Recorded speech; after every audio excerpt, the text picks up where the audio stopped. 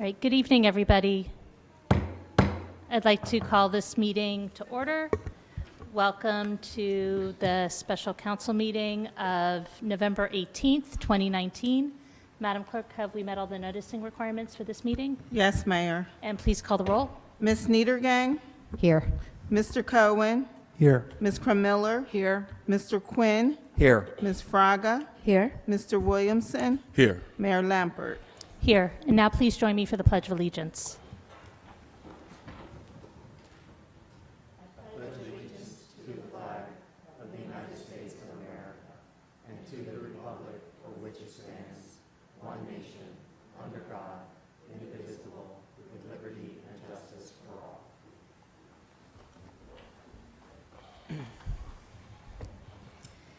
All right, good evening and welcome to this special meeting of the Princeton Council. We are here tonight to discuss the municipal fueling station and to consider the recommendations of the Public Works Committee. This has been a challenging project for all of us, for the neighbors, the staff, and the elected officials. None of us are eager to be investing in fossil fuel infrastructure. The reality is that we actually want to be moving in the opposite direction as a community. Ideally, we would have a zero-emission municipal fleet, and that is our ultimate goal. Sustainable Princeton is going to be presenting an electric vehicle plan to Council next month, starting with some of the sedans and other lighter weight vehicles in our fleet. But unfortunately, we are not ready to implement electric vehicles across the board because the technology is not financially viable on the broad scale yet to meet our needs. The climate crisis is real, and the horrible irony of this situation is that we need this fueling station and we need to have greater capacity than the one it replaced because of climate change and because of our need for resiliency in the face of more intense and frequent storms. After Hurricane Sandy, one of the lessons learned was that we cannot expect reliable fuel delivery during a major event when much of the East Coast is also impacted, and we need to have a greater capacity to store fuel. We need a fueling station, but the unfortunate fact is that there is no ideal place to locate it, and we've heard from staff, from the SPRAB subcommittee, and the Public Works Committee that there's no ideal spot. We need to choose even though there are no perfect options.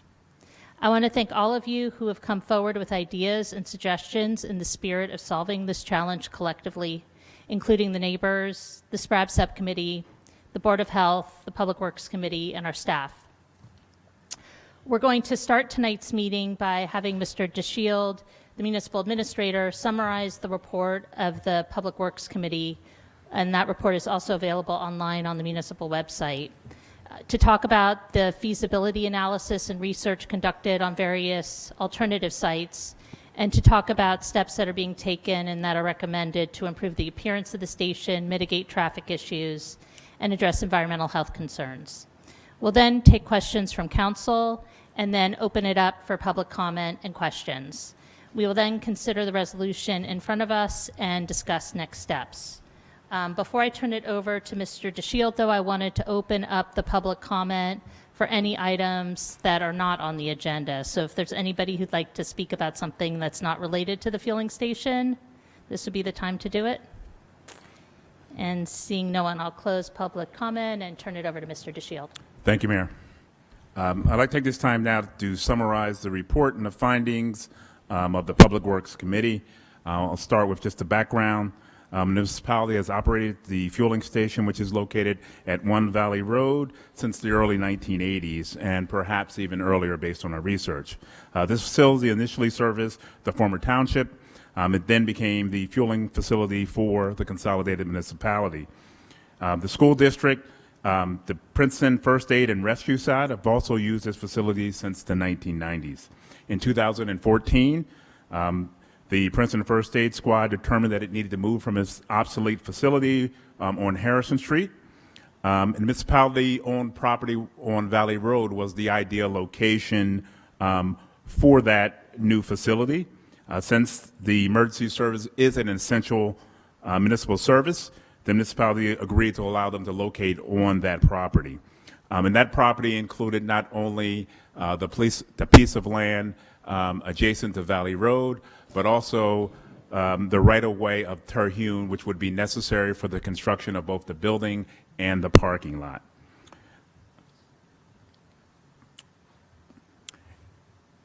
To accommodate this, one of the things that the municipal staff did initially when in 2014 is they did their own review of a number of facilities, some of the same facilities that were re-reviewed as part of this analysis.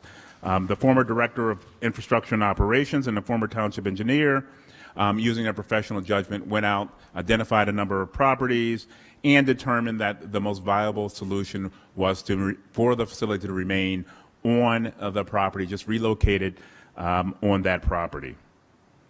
With the completion of the headquarters design, the municipality finalized the relocation of the facility, which would be to the north side of the former Terhune right-of-way. That location was determined for a number of reasons. There were a number of constraints, both being regulatory constraints and also some environmental. One being there's a large part of the property that needed to be deed restricted in accordance with NJDEP. In addition, there is a large tree there. Based on comments from the Shade Tree Commission, we wanted to make sure that we preserve that tree. As a result, the fuel location was constrained, and it was placed in that, proposed in that location. There was a public meeting on September 11, 2017, where the layout and the site plan was reviewed by council. In addition, the fueling facility was upgraded from a 4,000-gallon tank to a 6,000-gallon tank. The reason for that, and the mayor mentioned it a little earlier, was really for the purpose of emergency management. We really needed to increase that capacity based on the lessons that we learned. More increasingly, weather emergencies require our police, DPW, fire, ambulance to be constantly on the road. Just to give you some perspective, I took a look at 2 storms in 2018, and just on 2 days of storms in January and November, on one day, we spent on a storm 890 gallons of fuel on that day, and then on the next day, 700 gallons. As you can see, if we have a multi-day event, it's important that we increase our capacity so we can have some resiliency of our fuel.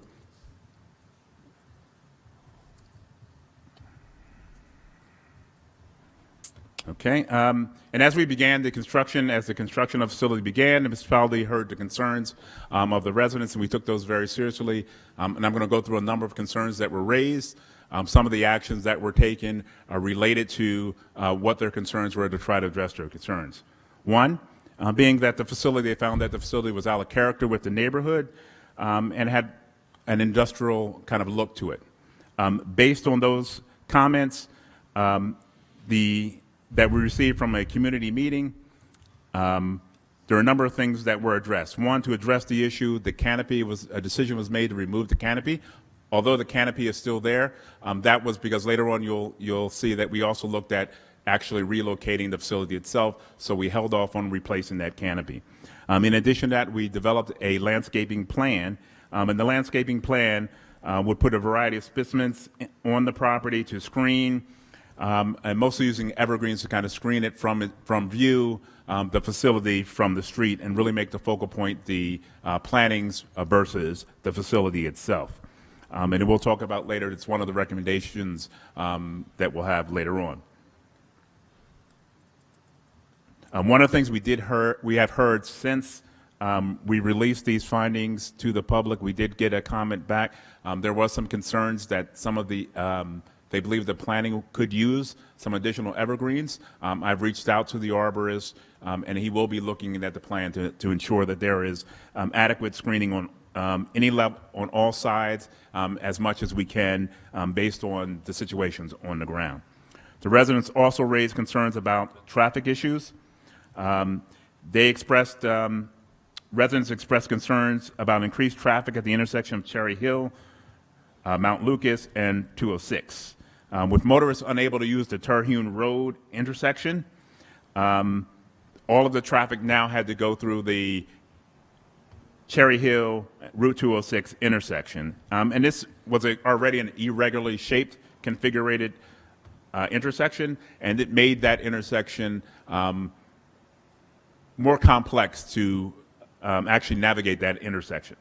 To relieve some of these traffic stresses, the municipality restricted use of the fuel facilities in terms of traffic coming in and out of there during peak hours to kind of help with that. In addition to that, we put in place a number of road improvements. The proposed road improvements included additional striping, inserting of the traffic box that would prohibit people from blocking the box.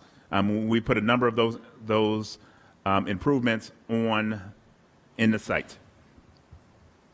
One thing that is important to note, while the traffic construction, the traffic congestion that we do see, there has been some thoughts that it is directly related to the fueling station. Well, we have restricted the use of fueling during those peak hours where we see the most queuing. With the reduction in the use, with the elimination of the use of the fueling station, we still do see queuing in the area. As a result, we do not believe that the effect of the queuing is based on the fuel station, but rather is the closure of Terhune and the circulation of traffic based on the Terhune closure. We're doing a number of traffic improvements to try to rectify that situation. Residents also raised concerns about pedestrian traffic safety. We looked at that issue and made a number of improvements, including shortening ensure there was a safe to remove the 4 active traffic lanes or Terhune intersection on the west side of the Mount Lucas Road to provide a shorter, safer crossing for pedestrians.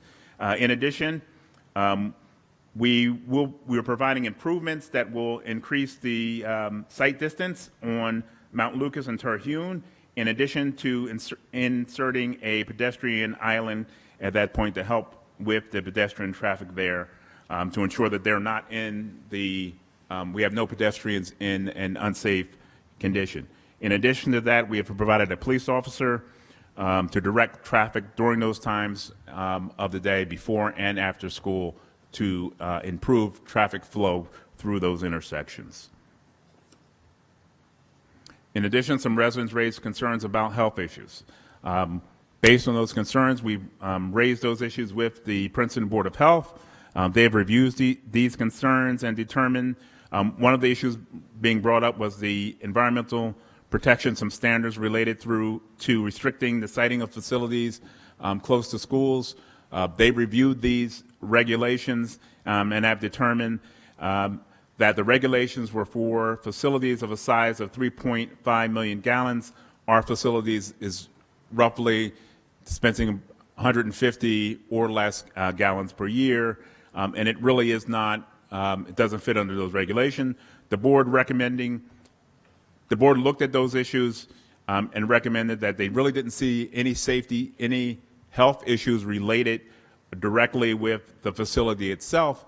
The only issue that they did have some concern was idling of vehicles if there was congestion in the area. That there was the only area in which they had any concerns, but we have taken steps to kind of move traffic along in that area with the improvements in the traffic lanes and restricting our use of the fueling facility. Residents also raised some concerns about just the location at all. Should the facility be located at the Mount Lucas location? To address this concern, a subcommittee, a task force of the Site Plan Review Committee was tasked with looking at alternative locations for the fuel facility. The SCRAB committee looked at a number of sites that included the old River Road school site, Harrison Street municipal garage site, 2 locations on Community Park, the police headquarters parking lot, and the current location. Initially, in looking at those locations, a number of those locations were not feasible based on Green Acres restrictions on those properties. As a result, there really was one facility that came out initially as being a facility where merited some further investigation, and that was the Harrison Street facility.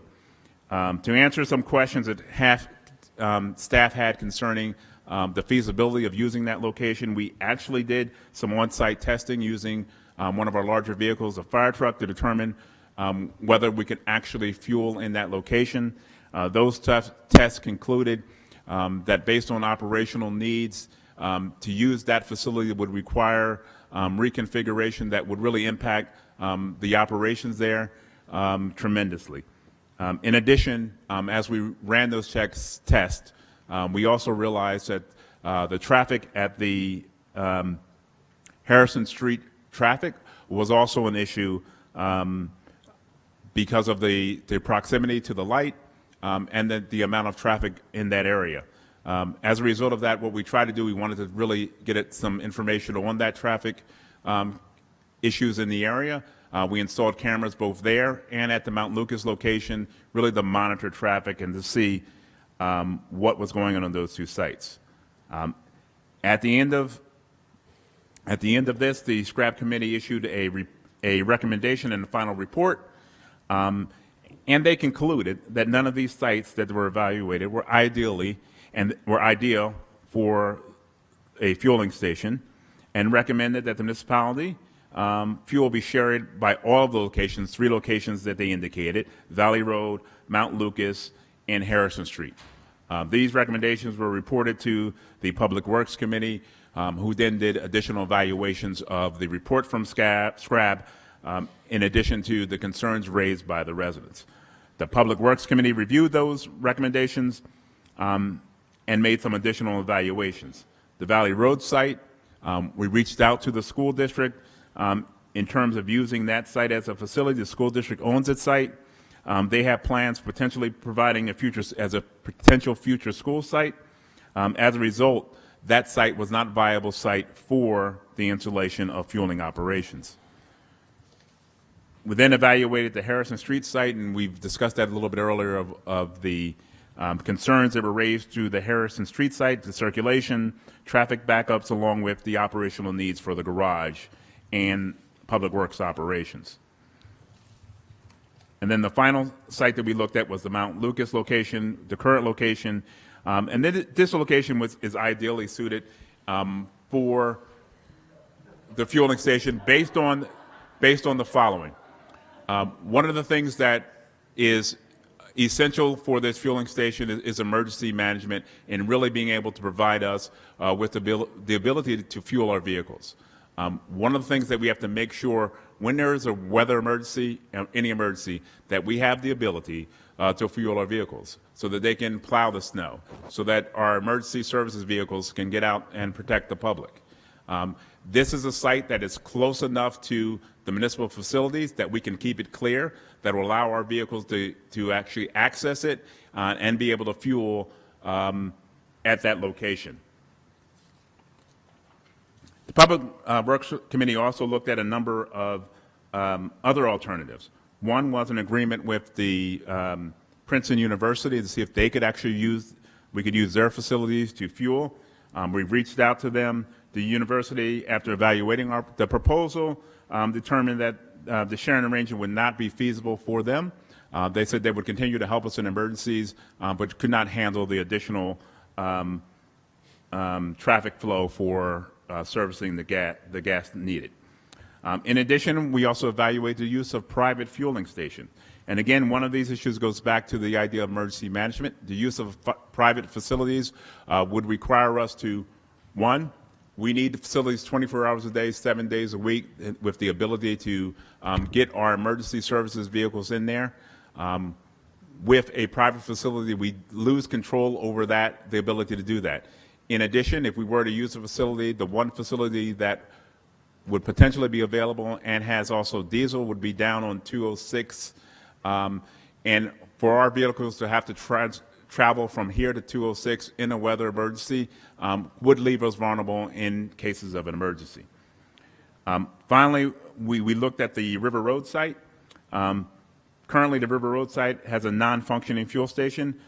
We will look to see if we can upgrade that to begin fueling there. One of the concerns about using that facility is, one, the distance from the municipality, and also there is a tendency for that area to be flooded.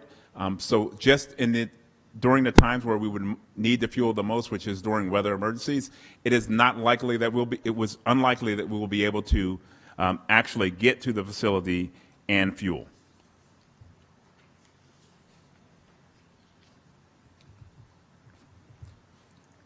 Based on all of the analysis that was conducted by the Public Works Committee, they came up with a number of recommendations, a total of 9 recommendations. Those recommendations included the following. The fuel facility should remain at the Mount Lucas location. We'll move fueling of certain diesel vehicles and Public Works vehicles to the Harrison Street location. The canopy at the Mount Lucas location will be removed. New lighting will be installed in place of the canopy at the location. A landscaping plan will be implemented at the site. A screening wall will be extended to 9 feet, and it's an additional 3 feet to screen the facility. We will add a brick veneer to make the appearance of the fuel station consistent with the PFAR's headquarters. We will remove the existing generator to improve the appearance on the site, and we'll explore the repairs of the River Road fueling facility to allow for fueling of vehicles where practical. Total cost for these improvements is $125,000. Is there any questions from the council? Does anybody have any questions for Mr. DeShield? Do you want to start, Ms. Fraga? I mean, you can start, and then we'll move around. Sure. And I don't know at which point I can have make it be questions or if it's a statement. If we do that before the ask questions first. Yeah, the process would be there would be questions from council, and then we'd open it up for Okay. anybody else who'd like to speak, and then we'll bring it Sure. back to council. Okay. So then just some questions from reading the report. One that stood out to me, which is something that, regardless of what it is that we're working on, is the training of employees to ensure that they're properly to train them properly so that to reduce hazard from fuel spills. So my question is, which I think it is important, but my question would be, who is going to monitor to ensure the employees are following procedure? And the second part would be, what would be the consequences if the employee is more than once or regularly not following procedure? I'll answer the second question first. Just as in any procedure, we will add any employee who does not follow any rules and regulations. We begin with, training, retraining, warnings, and there's a progressive way in which to deal with that. In terms of the facility itself, the department directors are responsible for their departments. We also have a safety committee, which is chaired by Director Gregory, who is responsible for a lot of the issues like this in terms of to provide the training for employees on a lot of workplace issues, and that's who will be also responsible for it to ensure that that is maintained. Okay. But as far as monitoring on a regular basis, if there are spills, how will we know which employee was responsible? If there is a spill, it should be reported up to through their chain of command. And that's how we know there is. I'm not sure kind of what you're looking for in terms of a monitoring process. Well, just like how will we know and who was responsible, and in order to, especially if there's more training required. I know there's regular What we normally testing. do in terms of issues like this, in terms of workforce safety, there's a number of things. One, like the safety committee does do spot checks to check to see if employees are following the regulations. We also have our joint insurance fund. We actually have them do a number of inspections throughout town. That is one location that we will add to the facility to have them go there to make sure that it happens. So there are a number of ways to do that. Okay. Yeah, 'cause I know it's something that I feel it's vital in any department. Yes. But I just, especially something like this where it is an expressed concern, I just wanted to ensure that it's a policy that's in Absolutely. writing and followed by the training. Absolutely. Sort of a question slash concern. First of all, I think the study was pretty comprehensive, and I appreciate all those who contributed to it. One part that I was wondering about is the whole concept of River Road. Even after reading the study and looking at all the pros and cons, I'm still left to wonder if enough of a study was done regarding River Road. Like, I understand that it floods, et cetera, but I'm wondering if, because of all the issues with where the fueling station is now, and considering the pros and cons, I understand the cost of vehicles having to travel sort of to the outskirts of town, and the flooding. I was wondering if enough was done to study how often it actually floods, so how often we'll run into that problem, and what the actual cost would be for time, human power time, and say fueling costs to go to the outskirts of town, because I wanted to weigh the other set of pros and cons, which is it worth putting a fueling station somewhere where it's not an eyesore, where even though I understand that the health concerns aren't, the health department has shown that it's not as huge a concern as some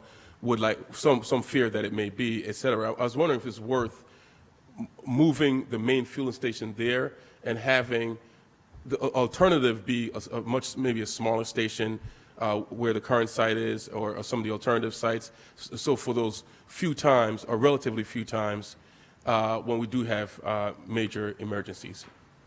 So really, the question part of that is, and I guess it's still a hybrid question slash concern, is how much study was actually put into that to see if that's something worth considering. Again, what I will say is, one, not only did the Public Works Committee, the Site Plan Review Committee review this, the previous Director of Infrastructure and Operations, the previous Township Engineer, the Public Works Committee have all reviewed this issue in terms of the the River Road site, because there are a number of drawbacks, not including the distance, but not just the flooding. The flooding and the distance to get out there. Recognize that when we're talking about particularly weather emergencies, to be sending all of your emergency services vehicles all the way out to River Road to have them fueled is very concerning, I think, to all of the people in charge of emergency management. No, I was going to say, and those having the ability times, to maybe that's when we use the other sites, is what I'm saying. Have maybe the current site as the backup type of stuff. That's what I'm concerned with. In addition to that, that is a location that is not the distance away that location is, and actually have the ability to have someone a secure location. It is an isolated location out there. So there were a number of concerns that were raised by a number of the people, and no one felt that that was a location that was viable. I'm not one of the people who evaluated it. Ms. Krummeller? I'd just like to add to that, Dwayne, and everyone else. I also think it's really important to keep in mind that the traffic problems that are not caused by the fueling station, they were caused by closing Terhune Road, but changing things won't change the traffic. It won't help the traffic or the problems there. So that's another reason that we didn't look into that. And I mean, this is just my own opinion, but making it smaller is just going to make it a little less. It's still going to be there. So I think, to me, the best solution is to improve the aesthetics of it, and I hope we're doing that, because adding another site isn't going to help what a lot of people are perceiving as the problems with traffic that are coming from it. Thank you, Mr. Shield. I have a question, two questions about the university. So my understanding is that the university was approached originally by the former director of infrastructure and the former township engineer, and we received a no answer there. That's correct. And recently, you contacted the university regarding specifically the 10 large school buses that use the fueling station and because of their tank configuration must go counter to the way. So we asked about just 10 buses and the answer was still no. I just That's want correct. to. So the second ask was just about That's actually the 10 third ask. larger buses and that was no. I'd also like to just point out that our communication with our partners at the public schools has been good about this. The transportation coordinator attended a meeting of the Public Works Committee, heard our concerns, especially regarding buses that are not following our protocols for fueling. And I just wondered whether you had a sense based on the most recent experiences, whether we might need to visit some sort of gated entrance to the site to prevent fueling when it's not supposed to be happening. As you indicated, we've been reviewing people who have been fueling outside of the approved hours. A number of those were the school districts. We had a meeting with the school district. I have seen a marked improvement. I have not seen any violations since the last conversation we had. Thank you. I will just on that. It's my understanding that every time someone fuels, there's a record of it, so we can tell. That is correct. Is someone checking like every day to look at it, or every? We're doing it like once a week, not every day. Okay. So I'd like to make a comment or ask a question that sort of combines several of the different topics that have been raised so far. This is going back to the question of River Road versus the Mount Lucas location. And, in conversations I've had with members of the neighborhood, there's a feeling that if we could have a smaller tank at the Mount Lucas location, it would at least help to address some of the aesthetic issues. We might not redirect any traffic out to River Road, but simply take the large fueling tank that we have currently at Mount Lucas, put that as a backup and for occasional fueling at River Road, and to get a smaller one for this location. I know the concern about resiliency, but if we had a tank the size of our previous tank, it could take us through certainly several days of an emergency situation, and the flooding tends not to be sustained at River Road. So I think, you could get access to the River Road tank if it was a flooding event, after a few days. So I think the resiliency aspect of it is answered by this approach. I don't know what the cost is of relocating the tank, versus, say, raising the height of the wall that we're talking about using to screen the tank. But there might be a cost trade-off, which even would be favorable in this event. And then the last thing that I'd like to tie in is the school buses, which, because of their size and their turning radii, have difficulty with the configuration of the driveway. And as Mr. Quinn was mentioning, also their fuel tanks are on the wrong side of the bus to follow the normal route of traffic. So, if just the school buses, those 10 large school buses could go to fuel at River Road, since the university turned us down, that might also be a benefit. So that's a lot of thoughts wrapped into one. I don't know who wants to respond.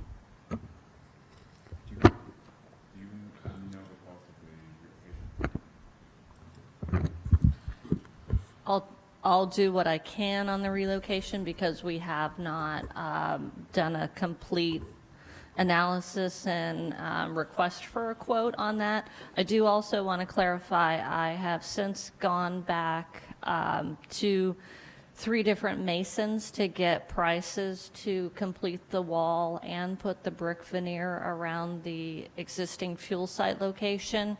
And the all-in price, the quotes are ranging from $18,000 to about $38,000.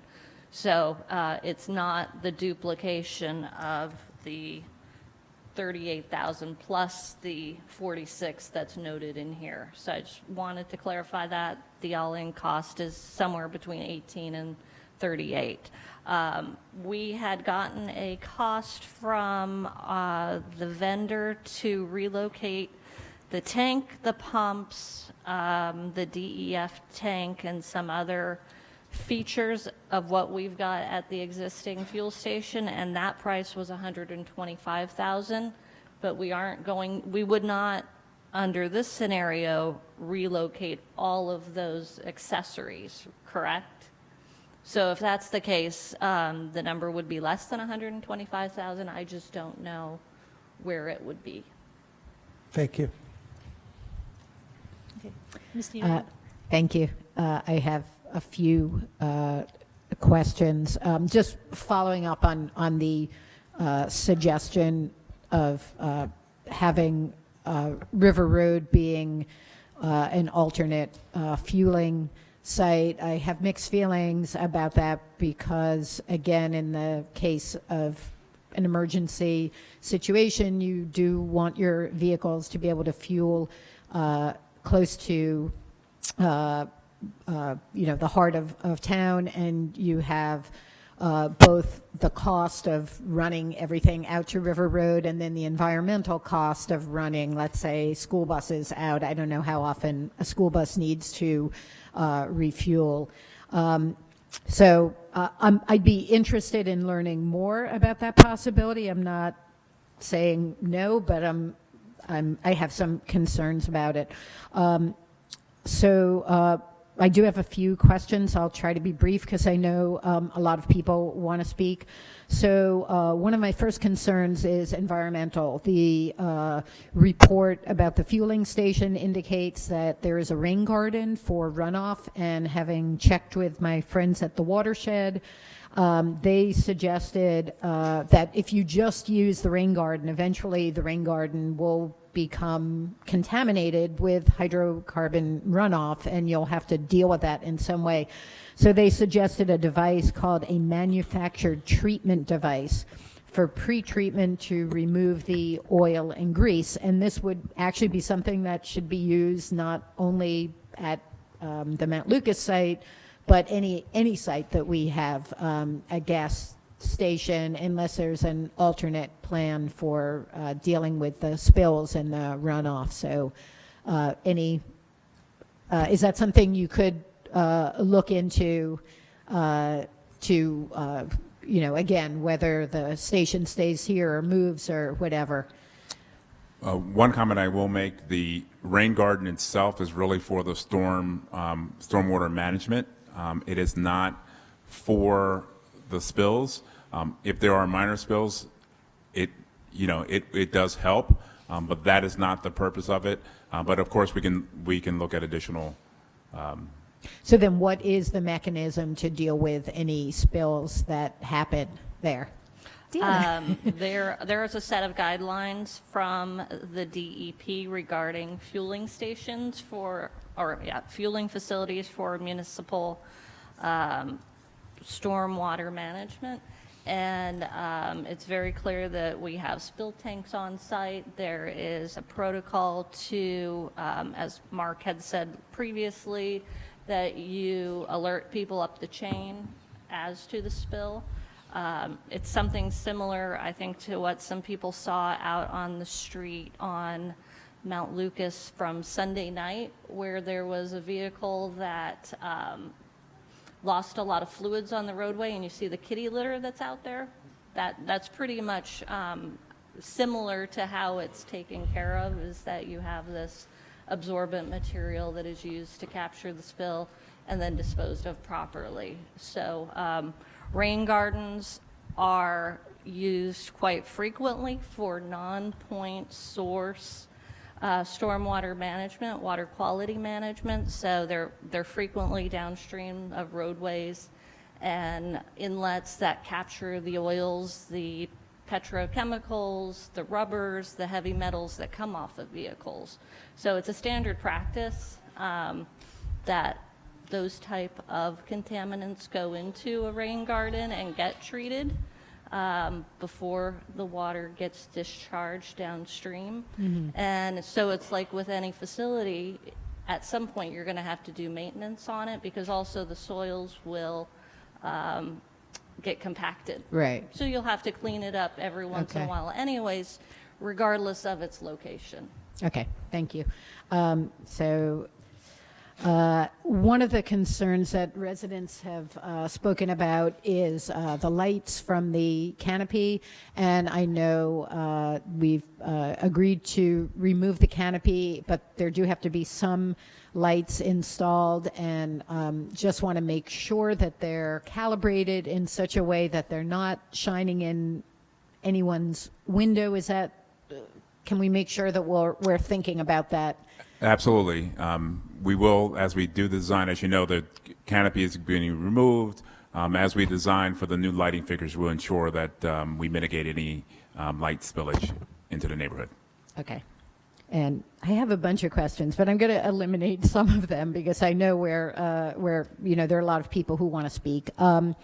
So two more quick things. Councilman Cohen had suggested in one of the emails that went around that one way that we can deal with projects like this going forward is municipal projects is to have a courtesy planning board review, so that, for example, I know that when the canopy was presented to council, it was not to scale, or the size of it wasn't clear to everyone, and so it was a shock to many people when it went up, and it's not subject to the same review that a private development would be. So I think it was an excellent suggestion, and I'd love to see that implemented so that we have a chance to catch these mistakes before you have to pay to remove a canopy. Yeah, that's something that I think we can work for. The key there is having policies and procedures in place in terms of what the review is for and what the process will be for review. And I welcome the opportunity to work with council to setting up those procedures. Okay, and one more quick thing, and that was in terms of the school buses, if they are continuing to fuel there on site, if we could change the signage, because right now every time a school bus goes in, it's going the wrong way down a one-way street, and that's just kind of everyday rule flouting that I personally would find extremely annoying.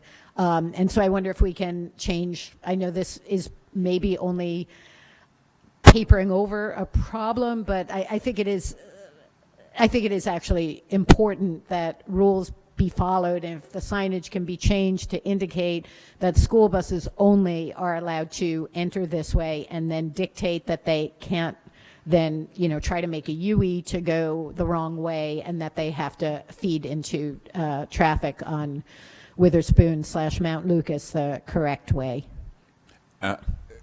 We could definitely look at the signage there. I understand the concern, and I just want to talk about, we had the conversation with the coordinator for the school district and really worked out what those procedures are, putting them in writing, creating signage that reflect that. Well, we can definitely look into that.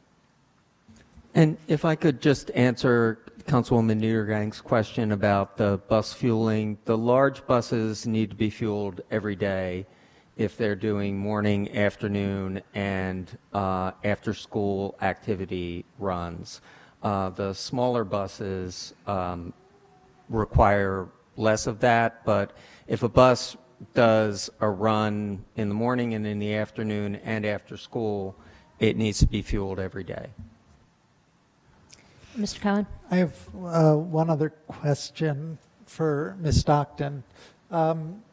This is, again, a concern that was raised by a resident. Do you feel like there's a risk that with the restriping at Cherry Hill and 206, which has relieved some of the queuing and some of the congestion, is that going to adversely impact our application for the light at the end of Valley Road? And is there anything we can do to try to, make sure that we still have a good chance of getting that application approved?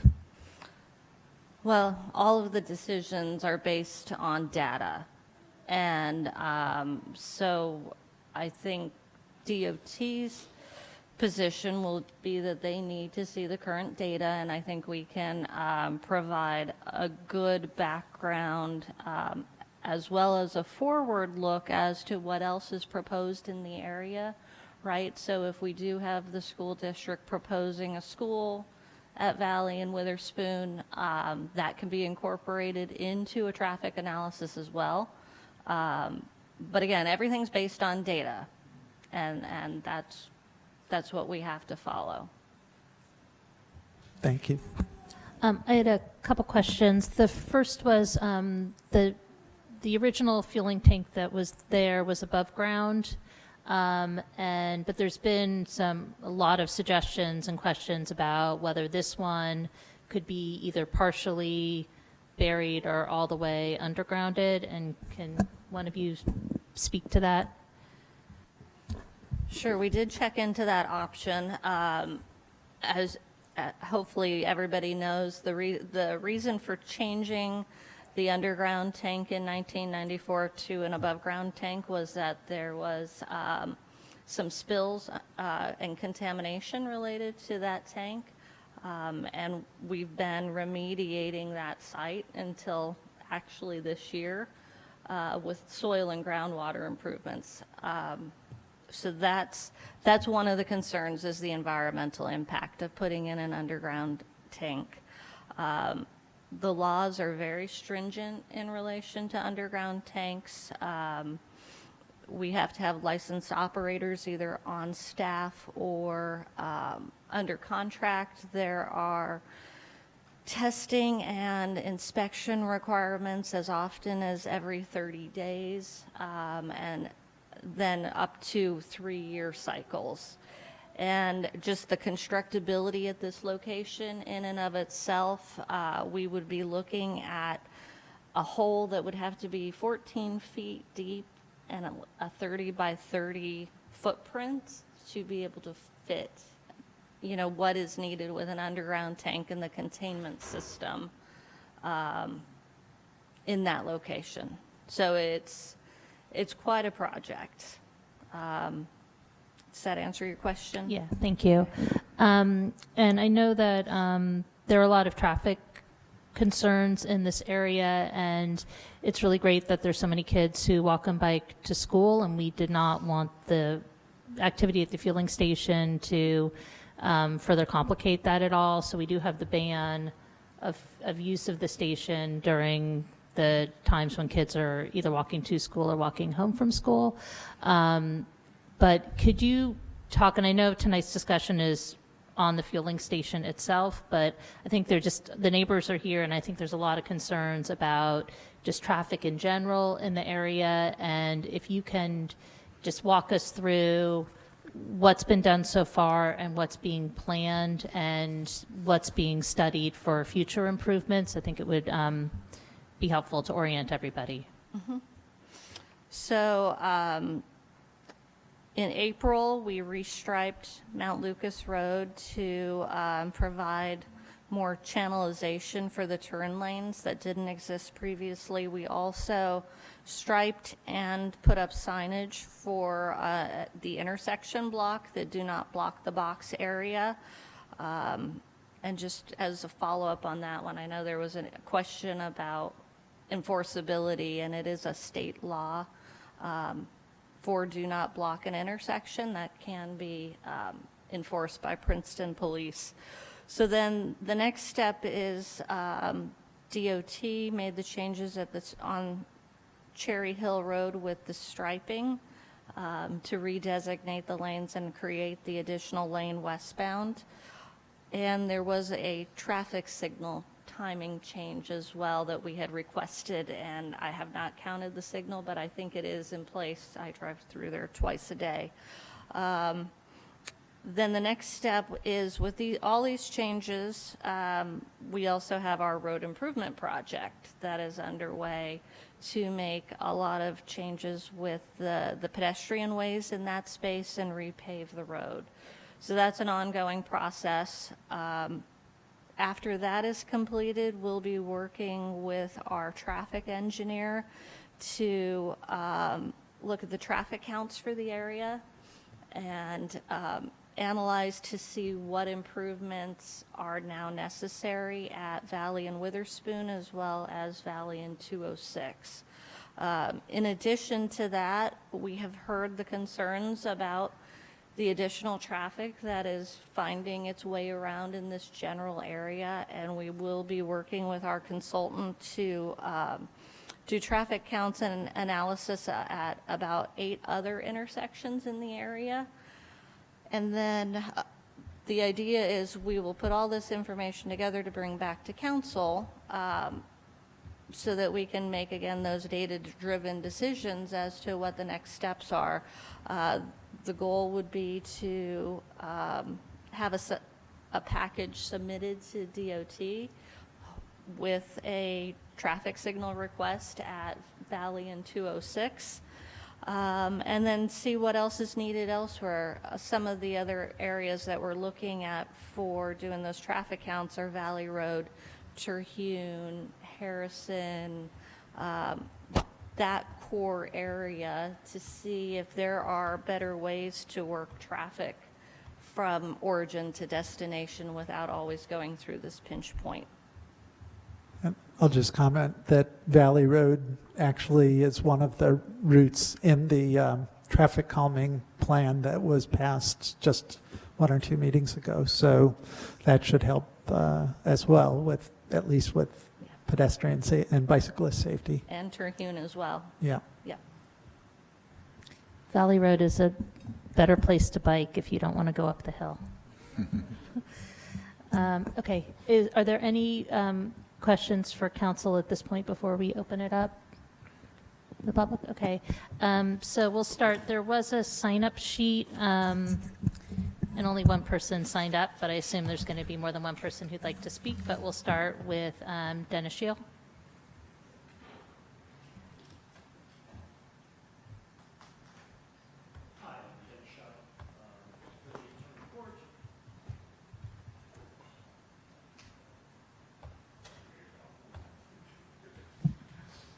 All right, thank you.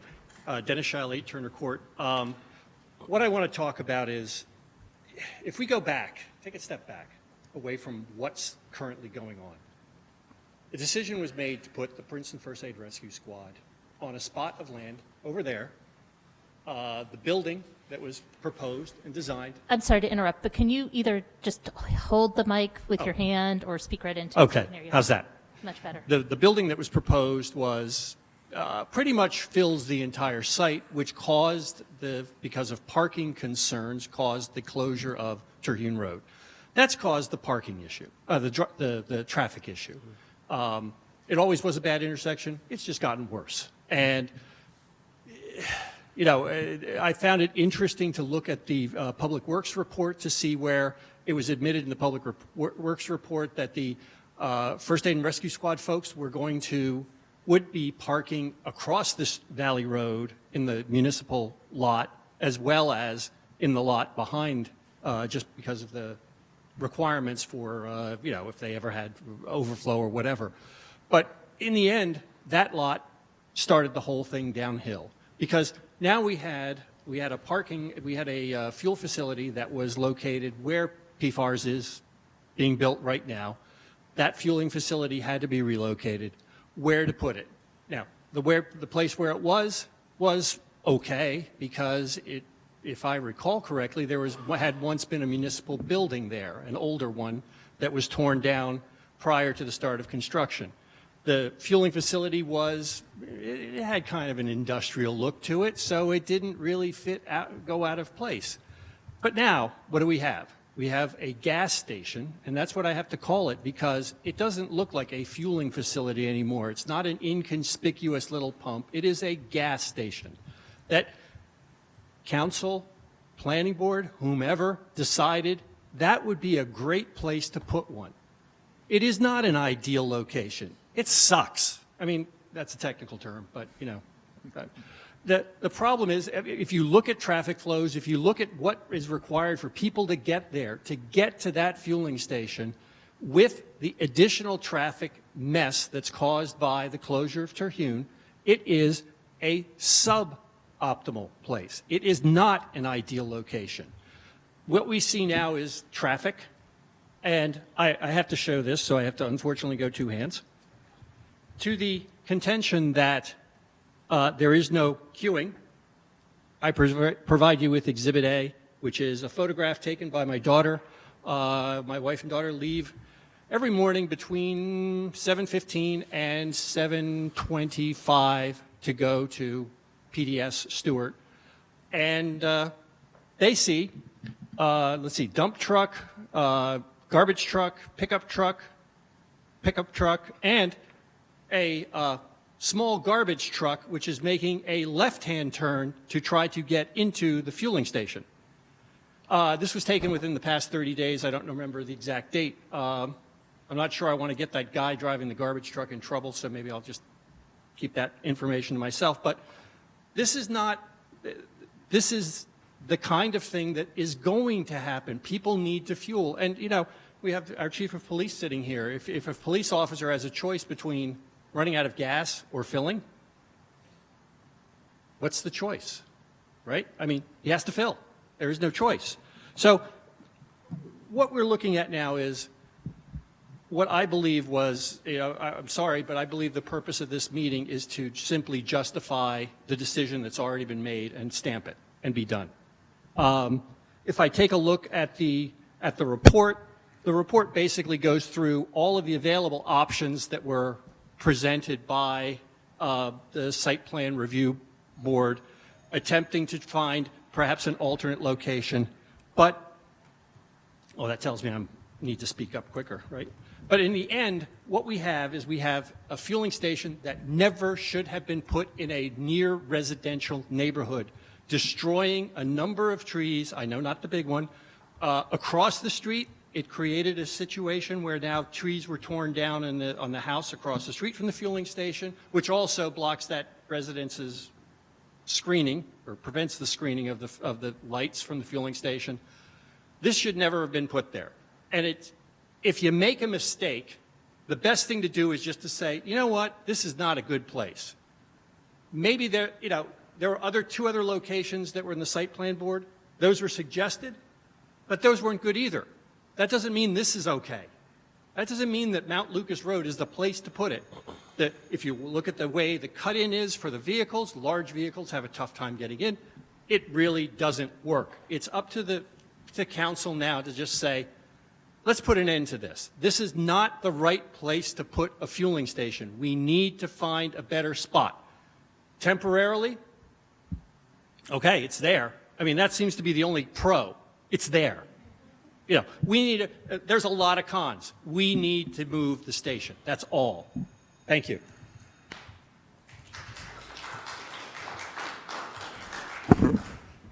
If there's anybody else who'd like to speak, I'd like to invite you up to the microphone, and if you could just make sure that you state your name for the record.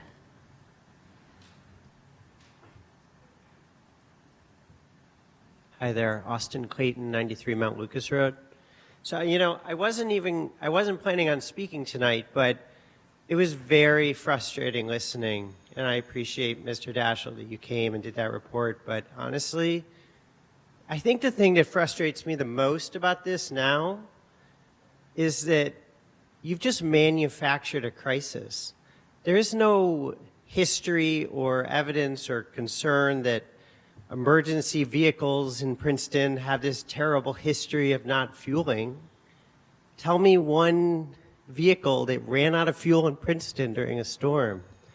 I feel like you've just made it up to cover up a bad series of decisions, you know, and I just want to say that the man who just spoke, I think that's really the second point, is that, you know, you guys didn't follow the right process. So just suck it up and say we didn't follow the right process. And we're here today to actually consider some other options. But what we hear as you're describing it is like, oh, so we made a bad decision with a bad process, and then residents complained, and each thing they did, so they complained about this, so we address that, and they complained about this, and we address that. Like, trying to just address enough of our issues so that, you can still get this bad decision left in place. Or what this council should do is step back and say, if we were making this decision, would we choose, with a proper process, to put the fueling station 200 feet away from here, and now in the midst of the police and the fire, and next to the new school that, as Deanna Stockton said, may very well get built, because that's also in the plan. Like, no, you wouldn't. It's a terrible place to put a fueling station. And it's a terrible place because of the traffic issues that you're now trying to solve. And by having a fueling station there, it's going to make solving those traffic problems a lot harder. You should be saying, do we want that for the environment? Instead of just, saying, well, maybe we'll put some cat litter down, really addressing the fact that that is not a great place for an environmental perspective, and thinking about where else might be appropriate, certainly of a fuel station that size. And then think about the children. I mean, we have all of these plans. Let's build these great sidewalks and have all the new low-income housing coming down Mount Lucas, which is awesome. Wider sidewalks and bike lanes, and let's have them all walk right past this massive fueling station. What a great idea. Let's have all the kids going to the community park pool. Have them all go by a massive fueling station. What a great idea. Let's have all the citizens that want to come to these meetings, and all of you coming to work, go by a massive fueling station. What a great idea. You just wouldn't make these decisions. And then, finally on this school bus issue, I mean, look, I've sent you pictures. Other people have talked to you about it. Whether it's a school bus or a fire truck or you name it, like, it is impossible for those vehicles to get in and out of that site without going the wrong way, going straight into incoming traffic. And, I'm sorry, you do not have evidence that somehow that's a safe and appropriate traffic pattern. And as Eve Nygaard said, maybe you should put a different sign, but I would love to see what that sign says. Everyone goes one way except for school buses who can go the opposite way directly into traffic. Like, that doesn't work. I think you should all reconsider your decision and choose a different spot for this fueling station. Thank you. Thank you.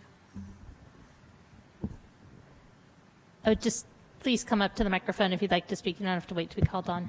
This is Karen Giserni. I live at 181 Mount Lucas Road, and I'd like to first start by thanking Councilman Quinn. You were the only member of the Public Works Committee who acknowledged any emails, and I really appreciate it. We don't always agree on how to deal with this, but the fact that you are willing to engage is a pleasure, frankly. Secondly, I want to address the notion that this is an ideal location. That might be the poorest choice of words that we will all choose to use tonight. It reflects a complete disdain and a disappointing lack of concern for our community. I hope it was a misspoken word, but honestly, it seems to permeate this conversation. It's not an ideal location. It might be the best of a bunch of bad choices. I could go for that. But to say it's ideal really overlooks deeply held concerns by people who have lived in this town and thought about it for a long time. So I'm hoping that the record might reflect a different attitude than that. Third, I think that the planting plan, and I've said this in emails, is completely inadequate. I mean, it's great maybe on ground level, but frankly, the elevations do not favor this location. All the houses sit above, everybody looks down on this thing. You got to figure out a way to get taller trees, real evergreens on all the sides. And I'm grateful to hear that you want to do it on all of the sides of the building, not just one face of it. I think that's critical. I'm interested to know what kind of traffic calming solutions we might suggest for Mount Lucas Road. Again, I'm delighted for my friends and neighbors on Terhune and Valley, but honestly, we need to do something about the way the traffic flows in and around Mount Lucas Road, around the intersections at Valley and Terhune and Cherry Hill. I know that restriping that little section of Cherry Hill was a boon for the cars. It was great for the cars. They now queue up better. But we now have at that intersection, and remember, we tell people to go down to that intersection at 206 and Cherry Hill to cross the street and then come back up to get to school. Those kids are now crossing 4 lanes of traffic. So once again, we've placed the needs of the cars over the needs of the kids who are trying to get to Community Park School, to Community Park, to the pool, to the library, to the Chinese restaurant, wherever the heck they're going. And we're grateful that they're riding their bikes. We're delighted that they're walking. We're thrilled to see them in our, moving about the community. But we've put them in a situation that's a really challenging situation for most folks, not to mention elementary school kids. And yes, the traffic is flowing slightly better. But the cost is, it's now 4 lanes of traffic that we're crossing. And as somebody who walks in the neighborhood on a daily basis and heads over to Community Park North, it's an intimidating intersection for me. I can't imagine what a mom with a stroller thinks about it. I really feel like we haven't quite, this seems to be a foregone conclusion. I mean, this is the best spot for it. This is where it's going to stay. Maybe we'll move some traffic around a little bit and we'll find another place to fuel some buses. But I really feel like the remediation that's been suggested hasn't yet hit the mark. We haven't really gotten to the point where we actually are doing our best. So I would encourage you, before you vote on this tonight, go back and do better. Do better with your remediation plan. Do better with your planning for Harrison Street or River Road. Do better to try to figure out what you're really going to do about the configuration of traffic on Mount Lucas Road. Do better. Thank you. Mayor, if I may, Yeah. I do want to say this. I do apologize for anyone. I did misspeak and say it was an ideal location. What it's the best of the choices that we had available to us. Not that it is an ideal location. If I offended anyone, I do apologize for that. And I wanted to thank Ms. Giserni for her kind words and just let her know that we had decided that I would answer on behalf of the Public Works Committee, so it wasn't as if my colleagues were non-responsive. I just decided that I would take that on. And I would point out that the report says that none of the sites evaluated were ideal.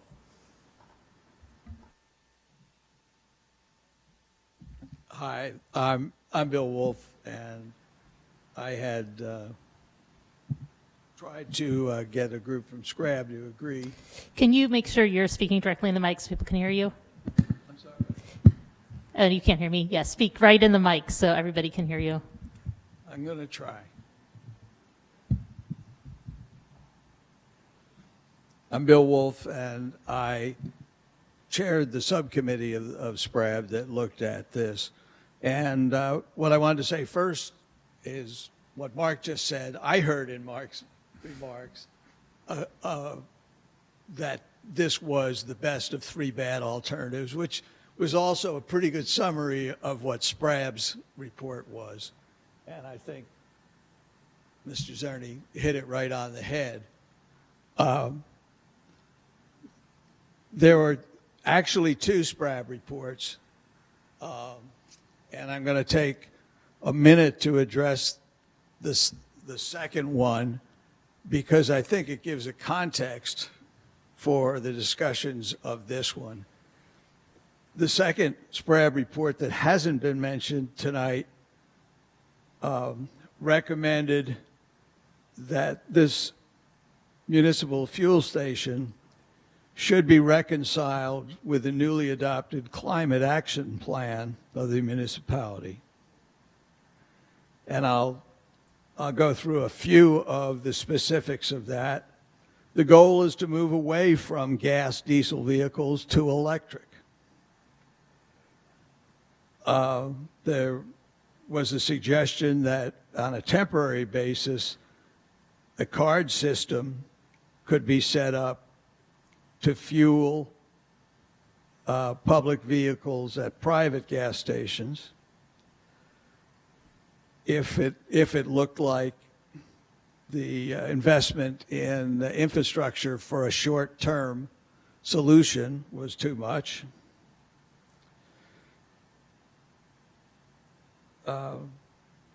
It was recommended that we install electric charging stations where municipal vehicles are now parked, for example, around this building and the police station.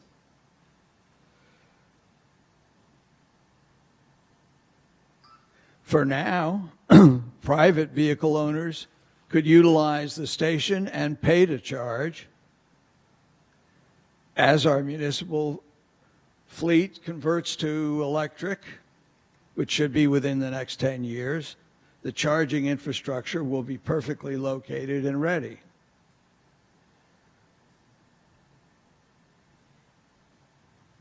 I pointed out that we have a local representation in town of a company that specializes in electric charging stations, Green Lots. Green Lots is currently building these stations for municipalities not only in California but also in Ohio and in Indiana. And they say for that $1 million, we could have 20 electric charging stations, exactly what we will need. There are a lot of towns across the country that are already using electric police cars and finding that electric police cars are a really ideal use of that technology, especially because they're very fast. There are a lot of school boards that are adopting electric school buses. That's a technology that has arrived. And our school board rents approximately half of its vehicles, so there's a potential for a transition there.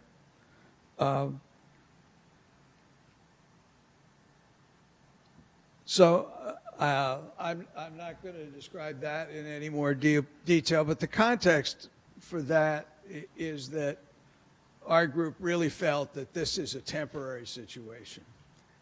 And we hope that the municipality will consider it as such.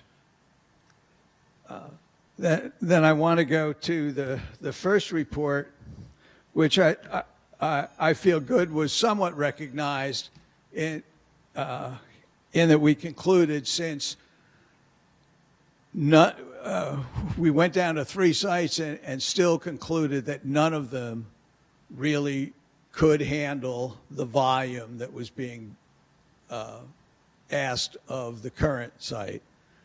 And to that avail, we recommended 3 sites be utilized, with the consequence that the current municipal station, the volume would be reduced by 2/3.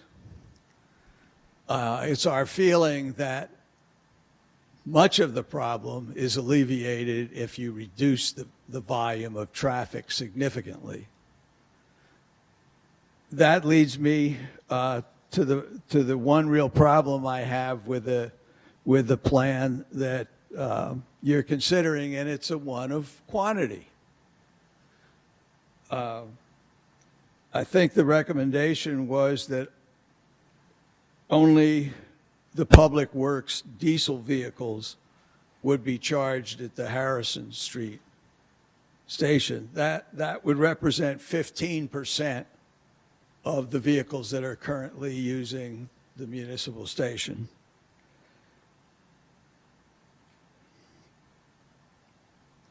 If all of the diesel vehicles, municipal and school board, use the Harrison Street station, that's 23, or about 21%. And I'm going to ask that the Public Works Committee think about, between River Road and the Harrison Street location, accommodating about 50% of the vehicles, thereby reducing the volume of traffic to the Mount Lucas station by 50%. And in doing so, include all the vehicles that cannot use the geometry at Mount Lucas. It can't be said too often tonight that it's absolutely ridiculous to sign the site to make vehicles go against traffic and cause that kind of disruption. The Harrison Street can handle the large vehicles, and I think it should. And I think it should probably handle all public works vehicles and some more. And I think it's a great idea to have more than one station, and I think Public Works Committee has agreed with that. I just think in terms of handling the problem, the short-term, hopefully, problem at Mount Lucas, it really has to have a significant change in the quantity of the traffic, and the current report is solely lacking in that regard. Thank you. Thanks, Bill.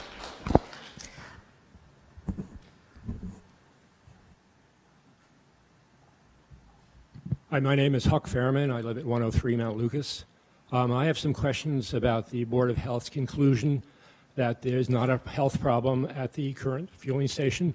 I read, and I assume they read, a number of studies by Columbia University's Department of Health, the EPA, a number of other universities, and even foreign countries that all concluded that there are definite health threats to fueling stations. They did not mention any limit in size or size that would be safe.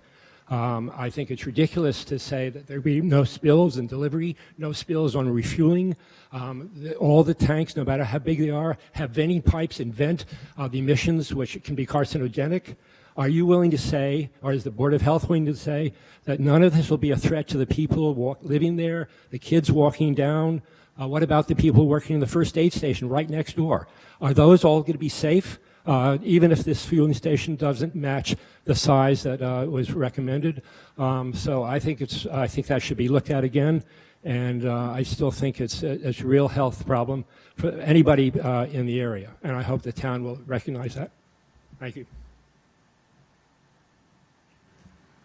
Thank you. My name is Louisa Clayton. I live at 93 Mount Lucas Road. Just for the record, I didn't get any response to any of my emails. So I agree with everything that everybody said before me.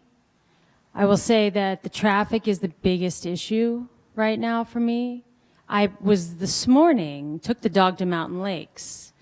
I live on Mount Lucas Road. I can walk to Mountain Lakes with the dog. It's perfect. It's wonderful. It's everything our climate action plan wants. All of us doing, walking places, enjoying the outdoors. I had to go up the street, cross at the crosswalk, come down the sidewalk, which then turns into a parking lot for the bank. Then I go around the corner, go down, wait at the light, cross 4 lanes of traffic with my dog. Then I have to wait again, cross 206, and go up into the Unitarian Church parking lot to get through into Mountain Lakes. I can't even imagine my 10-year-old son trying to do something like that. So I absolutely agree with Karen here about the striping is great for cars, and a lot of these traffic improvements are great for cars, but they are horrible for pedestrians and bikers alike. And I feel that that has completely been forgotten in all of these studies. It's all about the cars. It's all about the traffic counts. It's all about the data of the traffic and the cars, and it's not at all about the data of the kids walking, the adults walking, the dogs walking, biking, etc. And I'm going to say it again. There's a ton of people biking to work all up and down Mount Lucas, coming into the center of town. And you guys are deciding on that. 65 units of affordable housing have just been approved at the bottom of Mount Lucas Road, and the sidewalk is horrible. You cannot walk safely or bike safely from that location into town. So that's something that the Public Works Department should think about too. But going back to the fact that there really has never been a true comprehensive plan for this site, starting now it would be great you know, we're hearing about a lot of traffic improvements that are coming in negotiations with the New Jersey DOT. But why don't we get a whole plan together? Why don't we get it all together and present it to the town residents and say, here are all the things. We've taken everybody's thoughts into consideration.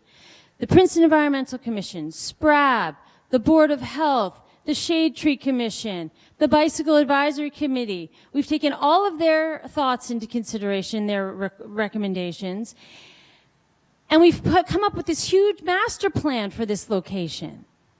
And then instead of sort of slapping things together and striping here and putting a sign there, we have a comprehensive plan moving forward. And everybody's listening to each other. It just feels like people are speaking and nobody's listening. And it's very frustrating. The fact that Bill Wolf just had to come up and re-explain the SPRAB report. Ridiculous.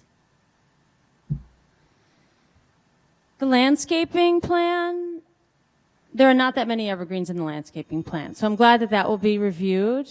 There's also a few non-native trees, and I wonder why those are even being considered, considering we're trying to go native around here. What about the rain garden? Is there a maintenance plan in place for the rain garden? Can we see that? Who's going to take care of it? Eve, you know quite well from the watershed. It takes a lot of work to maintain a rain garden and keep it moving and running. Do we have a plan in place? We should. The emergency vehicles, in my opinion, the only emergency vehicles in this town who have to fuel whenever they absolutely need to fuel are the police cruisers. When a fire truck should be parked in the garage with a full tank of fuel. They go out for the emergency, they come back, they're at their leisure to fuel. They can't drive 7 minutes to River Road. Really, people. I mean, we're saying the outskirts of town is 7 minutes from where we're sitting right now. It's not very far away. Doesn't burn up a lot of gas, doesn't take up a lot of time. So the idea that we're talking about River Road as if it's in like New Brunswick is crazy. 7 minutes away. And the idea that town projects should go through a full site plan review, I think is a fabulous idea. We should never be caught in this situation again, where things are happening, decisions are being made that the town council is not even aware of. These huge projects should be reviewed by the committees of volunteers who have expertise in these areas. They should be publicly available to the residents, and there should be a amount of time for people to be able to review them, think about them, and then respond.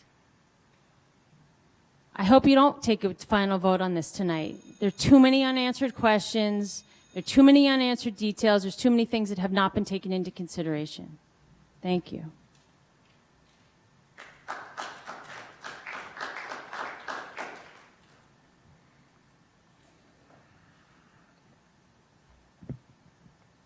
Tina Catillo, 79 Dempsey Avenue. I would like to reinforce what Luis has just said about the planning for bicycle and pedestrian facilities at this intersection. I'm extremely disappointed that once again the car has been given the right of way in more ways than one. And it is not safe. Bicycle riders are still being asked to cross the road very close to 206 where people are going very fast. There's lots of trucks, and it's really not safe to do that. It's not respectful of the people who are cutting our transportation emissions, and I am very deeply disappointed.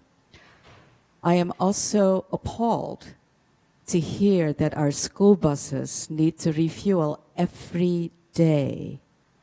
And I would urge you to switch to electric school buses as soon as possible, which gets me to the next point, which I think Bill Wolf is exactly right.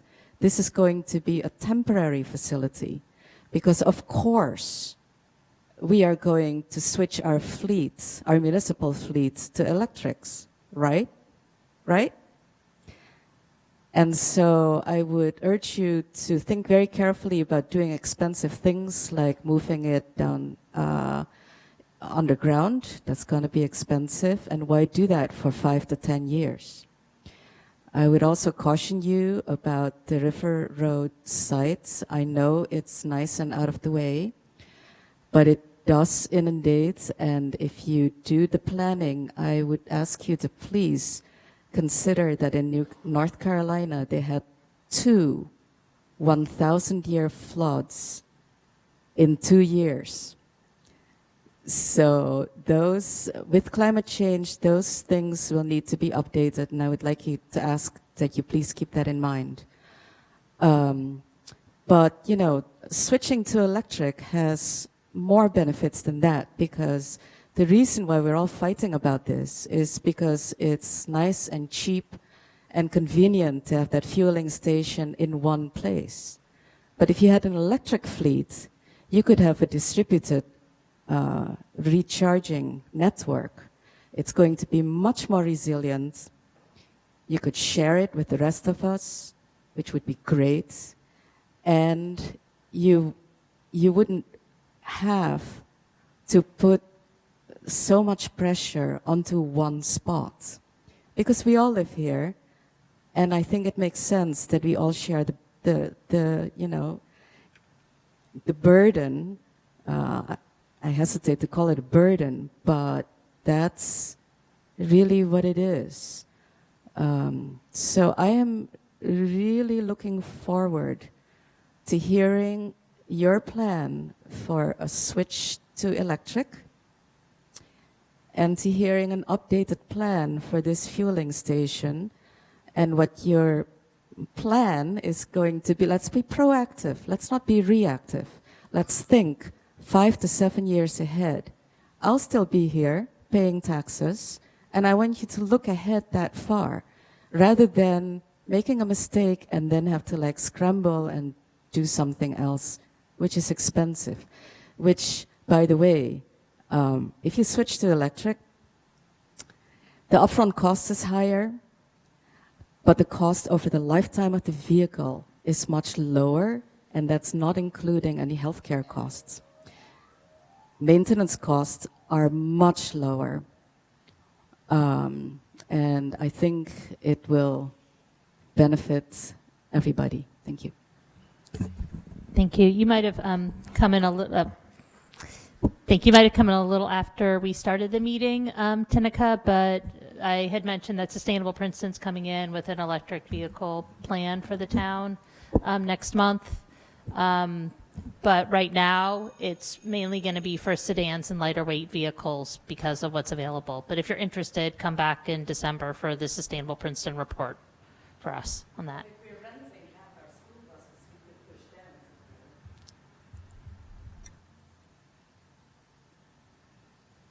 Hi, I'm Heidi Fichtenbaum, and I live at 38 Carnahan Place, also the vice chair of the Princeton Environmental Commission.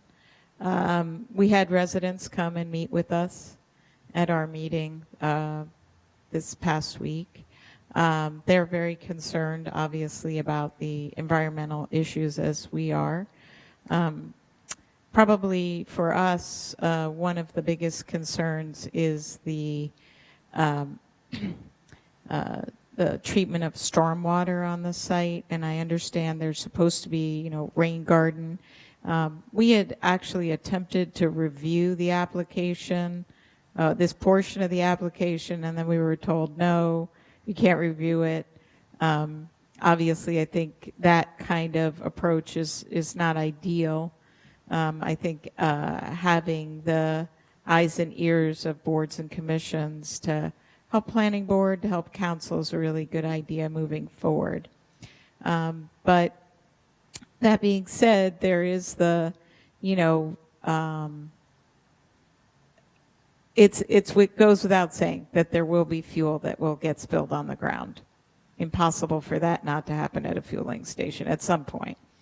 But there are supposedly rain gardens that are going to be part of this that is going to take that stormwater. Now, it's really important that the size of those rain gardens be adequate to take the rainwater and not just then, be so overwhelmed that it just flushes those pollutants, into our streams. So that's something that I think needs a little bit of somebody needs to take a look at that and make sure that they're properly engineered for the capacity that is needed.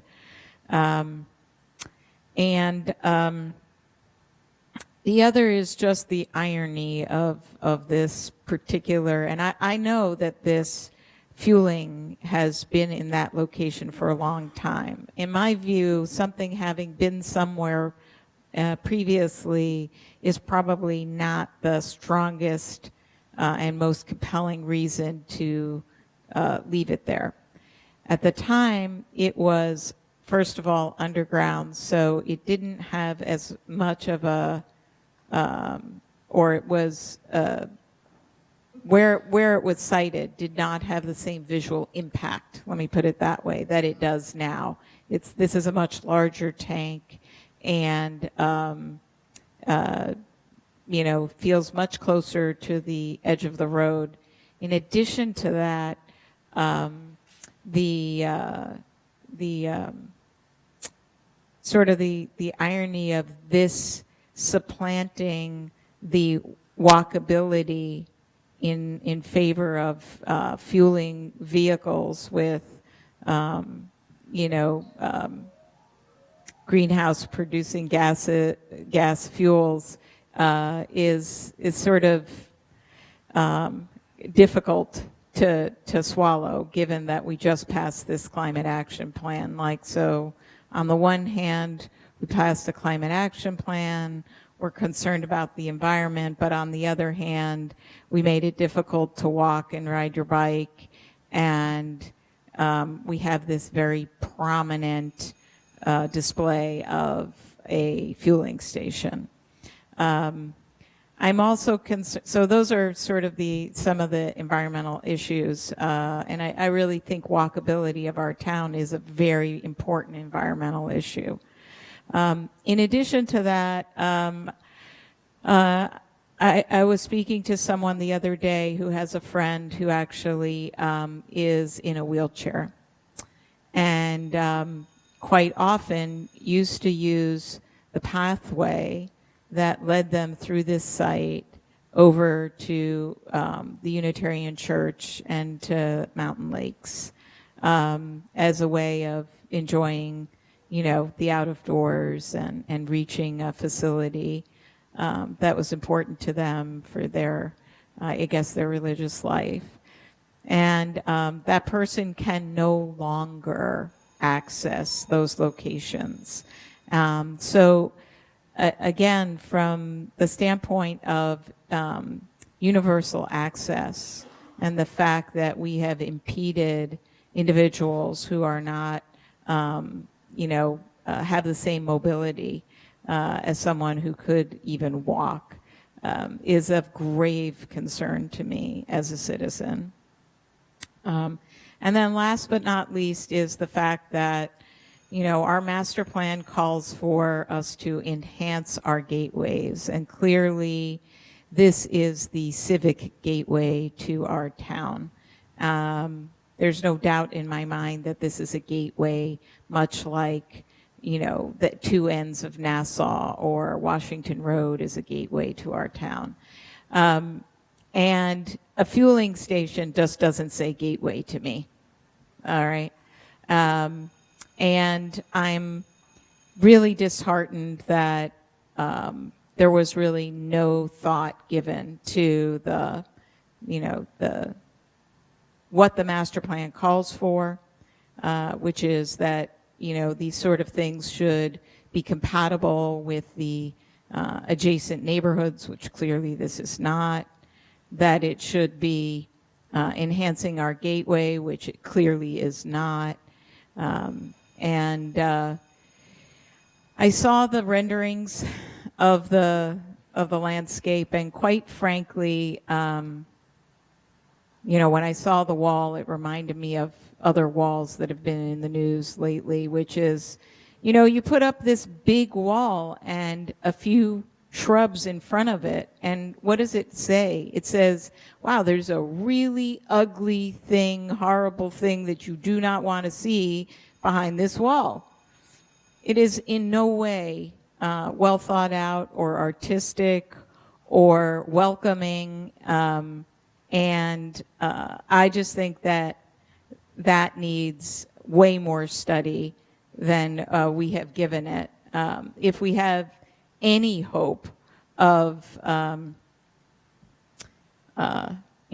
dealing with this really less than ideal solution, I think that needs a lot more study. And then finally, something that just occurred to me today as I passed the site on my way to work was the fact that you can't make a 90-degree turn into the site. And especially for larger vehicles, I think that is part of the danger of the traffic pattern. Certainly, the previous site, you could make a 90-degree turn, and you could actually turn around within the site and then exit.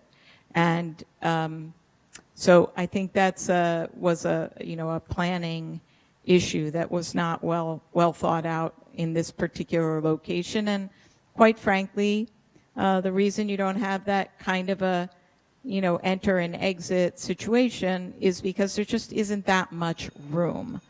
And so, that's another one of those items that is making this site less than ideal, is just the physical space and the space between the wall and the, I guess, sidewalk.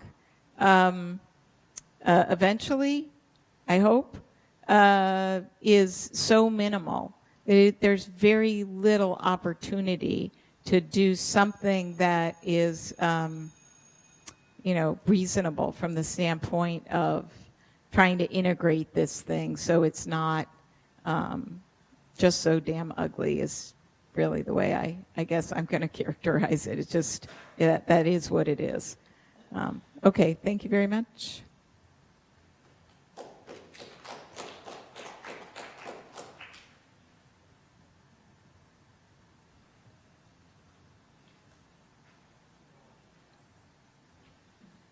Hi, my name is Katerina Vishnik. I'm at 14 Terhune Road.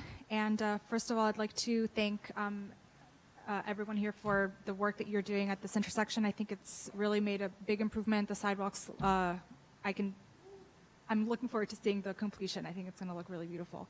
But in terms of the fueling station, I have to agree with all of my neighbors who have spoken thus far in terms of pedestrian safety, in particular, especially because I have two young daughters. And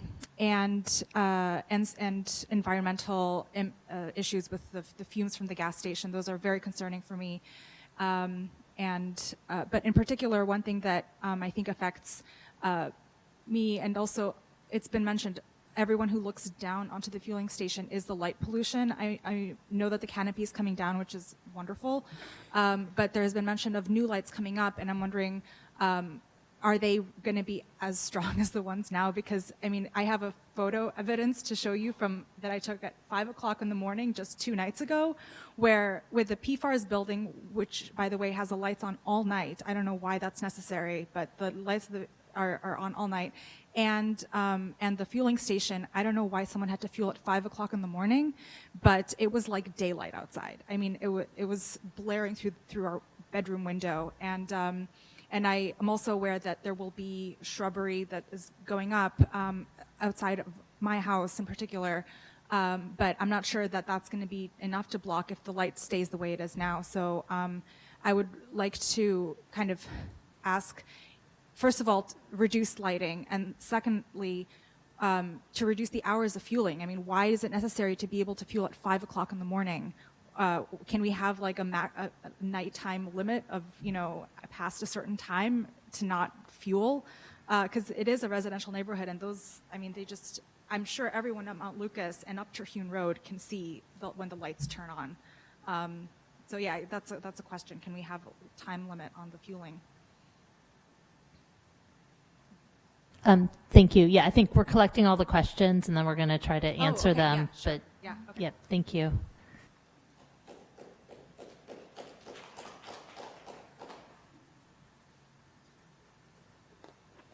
Hi, I'm Dana Molina, and I live at 57 Laurel Road. So I also just want to say thank you. I reached out to a number of council members. I appreciate you taking the time and talking together, and also want to say thank you for some of the changes that are being implemented. I think that, you know, obviously widening the sidewalk and also improving the turn from Terhune, you know, the visibility, while it took out all of Katarina's trees, so now the light from the fueling station is that much worse for her. Ultimately, I think for traffic, that will be better, and hopefully plantings can be put back in for her property. There are a lot of issues here. As Jenny pointed out, the fueling station is not the sole reason that there's traffic issues in this area. I think that something we have to acknowledge, though, is ideally we want to be removing as much traffic as we can from this area. While it's not the cause of it, even off hours when it's not the highlighted times, there is an issue because then they're stacking up the fueling, and there is backup, as Austin showed, and there is an issue for the kind of vehicles fueling here. The sites at Harrison Street, Valley Road School, and River Road, all that have been considered, can accommodate the turning radius of large vehicles. The Mount Lucas site cannot. When the school buses exit it, if they turn, they turn into oncoming traffic. That is the only way they get around. So we have to, if it is going to stay in this location for people to fuel, it needs to be, I believe, changed in terms of who's using it. It's not the right site for the buses and the larger vehicles. We have to answer that otherwise. If the police can't have a fueling station put into their parking lot, ideally, as has been expressed tonight, electric stations, because we should be going with a climate action plan that we're going to resiliency. We should at least remove the vehicles that cannot properly fuel at this site. The other thing I wanted to say is that in the report that was written, Harrison Street was cited as an issue because you can't fuel 24/7 there because the neighbors have complained about the light. I'm extremely concerned as that being then the reason that we have it in Mount Lucas. There are a number of residents that really directly face this, and it's very impactful on their homes. Katarina can show you the picture from her bedroom window, and I think if it's going to stay there, again, the old fueling station did not have light at all. I mean, it had the street lights, and I think, I mean, there was light, but there were street lights. There may have been some additional lights, but it definitely was not what exists now. And so we have to look at that if it's going to stay there. Third, I think for the resiliency, we know the information now that it's 800 gallons a day.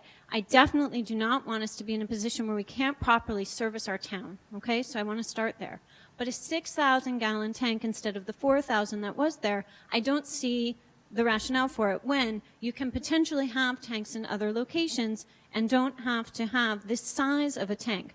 So one of the things that I would recommend, as David suggested, is moving the tank, that is this large tank, and install it at River Road that does not always flood. I know it does sometimes, but it's not always flooded. Reduce then the size of this tank back to the kind of more innocuous tank that used to be there. I think it was partially submerged before, which is what helped with the height, or maybe it was all above. I don't know.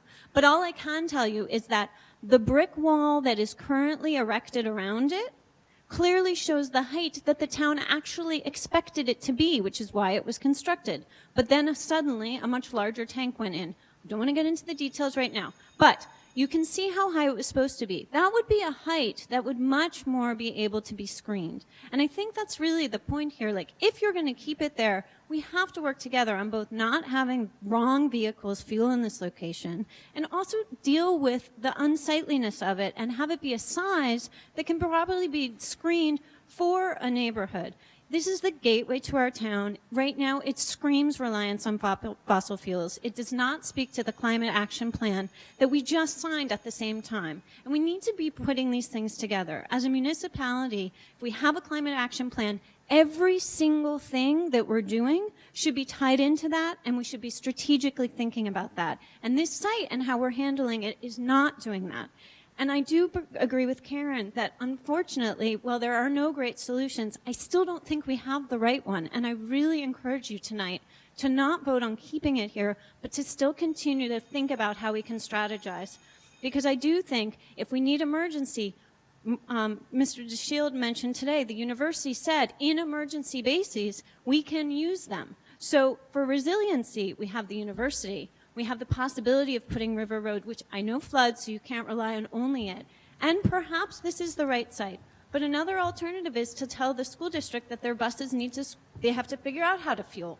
I mean, and also to go more to electric. So the thing that I would most say is that this site, for its turning radius, for its visibility to our town, for the light and the effect on neighbors, is not, first of all, the same site it used to be. It was farther away from the Cherry Hill intersection. It's not the same site. It used to be accessed from Valley Road, from Terhune that no longer exists. Cars came in and out that way. It did not come up to the Cherry Hill section that is the worst part of this kind of intersection, confusing, complication bit.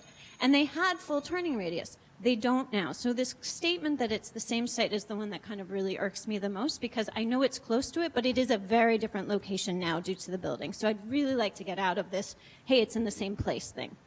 But if it has to stay here, because that's the only place you can have for like police and others that are located in this area that have to fuel there, then I highly recommend changing the size and changing the lighting significantly and really thinking about people being able to go one way the way they're supposed to.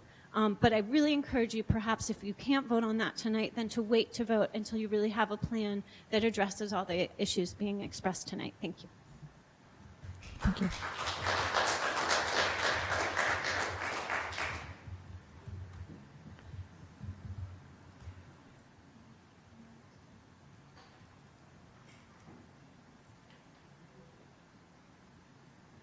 Good evening, everyone. My name is Darrell Penn. I live at 90 Dempsey Avenue. So I hadn't planned to come and speak tonight. In fact, my intentions were to come and listen and learn. Hello? Yeah, oh, there we go. Darrell Penn, 90 Dempsey Avenue. I was mentioning that my intentions were to come this evening and learn about some of the complexities and issues, and there's clearly a lot of issues that need to be tackled here. But I'm also a member of the Board of Health, and I was surprised to hear in the Public Works Committee that there was reference to recommendations that were made by the Board of Health. I can tell you that I was present at the October meeting, and we discussed at that meeting developing a subcommittee that would look at some of these issues, and I actually volunteered to be a member of that subcommittee, and that hasn't taken place. So I'm not quite sure how we arrived at a place where the Board of Health is being sort of referenced in this report. But I think at the end of the day, there certainly seems to be a lot of issues related to trust here between the community and what the administration and the officials are trying to promote here. And certainly the reference to the Board of Health seems to be incomplete in some form or fashion. Certainly we do have a meeting scheduled for December where we can better understand why and how this recommendation came forward from the Board of Health. But at this point in time, it certainly seems like it's inaccurate to include the Board of Health in that report. Thank you. Ms. Tremolo? Oh, excuse me. Oh, could I ask you a question?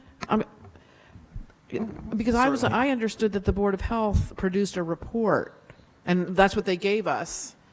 So, were you party to that report?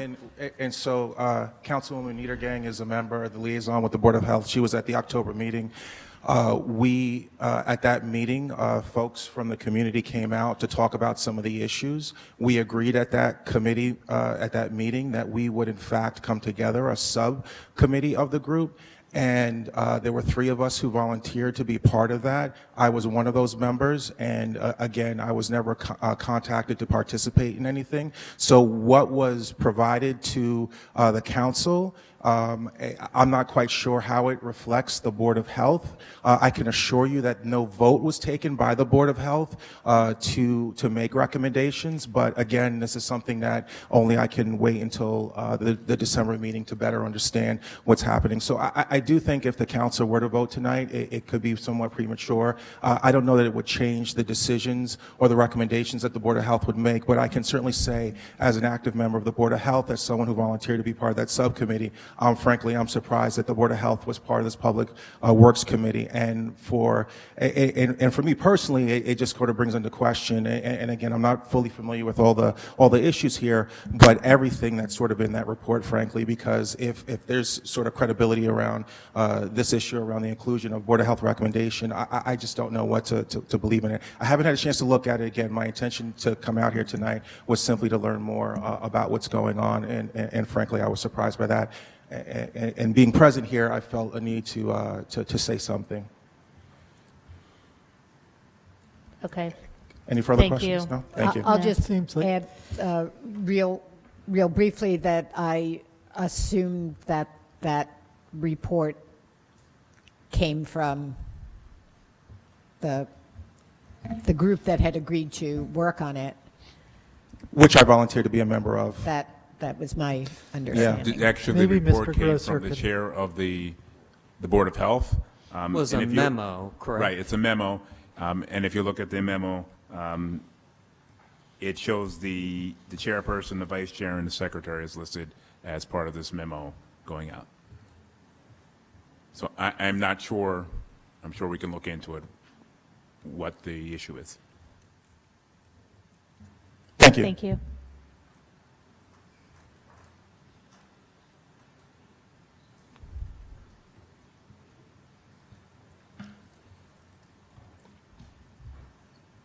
Lisa Seriasol. I'm here as the chair of the Bicycle Advisory Committee, which also recommends improvements for pedestrians as well as bicycle safety. I wanted to combine several of previous people's statements about walkability and complete streets in this consideration, because it seems as though ADA considerations have not been fully addressed. There are concerns about the feeling of safety as children are walking and biking to school. There is now an affordable housing project that will be put in place further up and increase the amount of walking and biking by those residents. This is a well-known fact in many equity situations that we need to be more cognizant of the safety of residents in affordable housing, because that is their main means of transportation often. So I want the council to bear this in mind. I also want to remind everyone that while, yes, there is a crossing guard out there during school hours, walking and biking are 24/7 and 365 days a year. So when school is out in June, who's there to protect kids and families and anyone, frankly, who's walking or biking in an area that gets supercharged with pent-up frustration by drivers?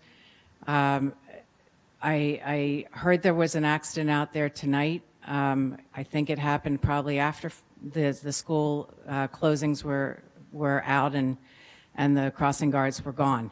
So I want you to think about this design. It sounds like there are several loose threads that haven't been neatly tied up, and I would recommend that those be investigated further before you take a vote on making something permanent. I'd also like to give our committee a chance to review this plan, and as it came out on Friday night, we haven't met, and we would like to review it for consideration of bikeability and walkability. Thank you. Thanks, Lisa. Is there anybody else who wants to speak? I just forgot forgot to mention one thing. So in terms of the traffic, so I understand that everything's data-driven and you have to measure what's happening, but let's not forget that we have the PFARS building that's about to come online. And that is going to create a whole nother host of problems in traffic and emergency speeding situations where lights are going to be changed. And at the moment, as far as I can understand it, there's no signal to allow them to turn left off of Valley. So those emergency vehicles are going to have to turn left out of their driveway, come to Valley, come up Mount Lucas and out Cherry Hill, unless I'm mistaken. And perhaps Mr. Frieda would like to speak to that, or maybe this is not the forum for that. But I do think that the future traffic must be taken into consideration here, because it will only get busier and more dangerous with emergency vehicles leaving the site to an emergency.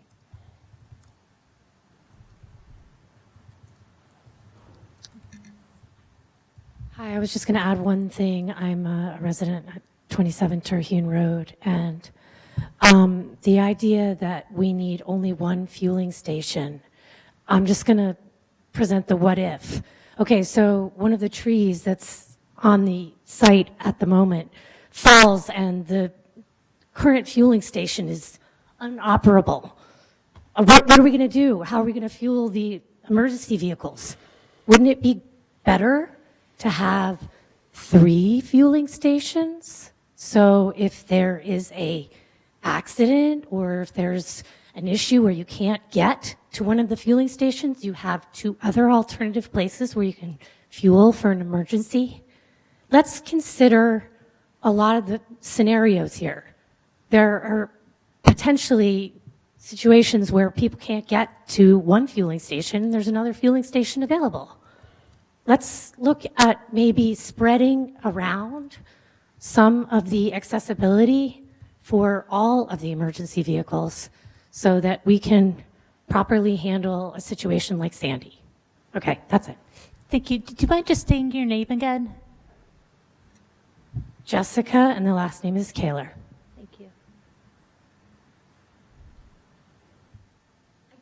I want to speak really quickly to Deanna's point that we need data for the traffic. And I just want to understand, because I don't know how this would fit in.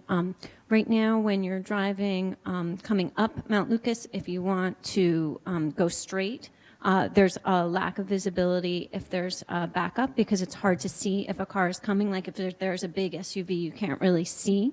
And if you're coming down Mount Lucas, also now that there's 3 lanes, it's incredibly hard when it's very trafficy to see past the 3 lanes if anybody's coming from Cherry Hill. So that blindness is really challenging, and I think can support the need for the left from Valley, again, just for the alleviation of traffic in one spot. And I don't know how that fits into the data kind of studies. So I just want to point out, like, we need the case for the left from Valley to distribute traffic, and so we should do everything we can to support that. So keep in mind those lack and those visibility issues towards that.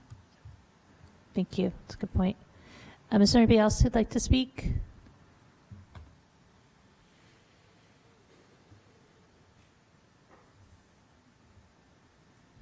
Good evening. My name is Marina Rubina, 28 Quarry Street. I live in Witherspoon, Jackson, and I drive on this road every day at 7:50 in the morning to drop my kids at school.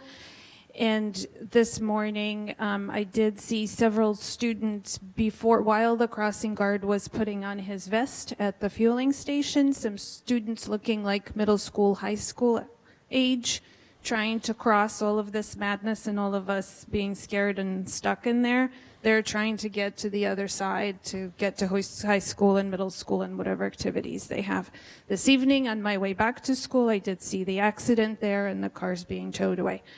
So I would like to, it sounds like we're all in agreement that the process at arriving at this fuel station location and all the traffic issues that it caused was wrong. If a private developer would have put this there, it would have been a nightmare and it would have never been allowed. So I am wondering, in whatever remedies that you guys are proposing, is there any way to put some sort of teeth or promise that, say, within 10 years, this fueling station or wherever it is relocated will be decommissioned and we will switch to solar and electric. Some form of compensation for this terrible process that could be written in writing in a timeline that we could say in 10 years we're going to decommission this or whatever it is. It puts specific goals that should be achieved, because somehow we need to not only deal with this situation and put flowers on it, but plan ahead. Thank you.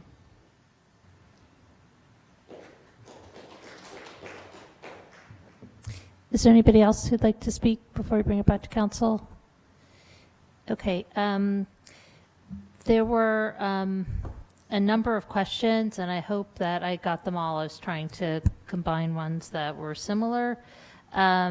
So one set of questions was about the location, having everything concentrated at Mount Lucas, and there were questions about especially the larger vehicles, the buses and the larger trucks, whether there could be more capacity at Harrison Street than was identified by the Public Works Committee.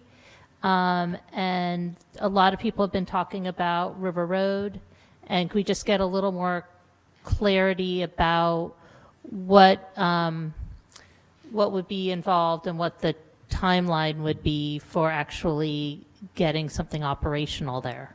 Yep, Mr. Cohen? I just wanted to make a comment about the quantity vis-a-vis Mr. Wolf's proposed target of 50% reduction. If we took the 10 large school buses, which we've heard fuel every day, so that's 10 fueling sessions a day, and got them to River Road. And then Mr. Wolf was saying that there are about 15% of diesel vehicles for Public Works that could fuel at the Harrison Street. If you take those together, that's about 40% reduction. So,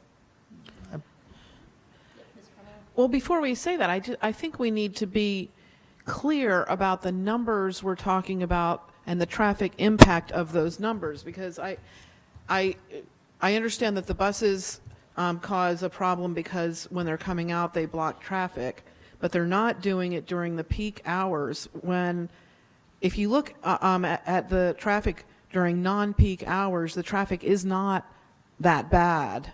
It's you can.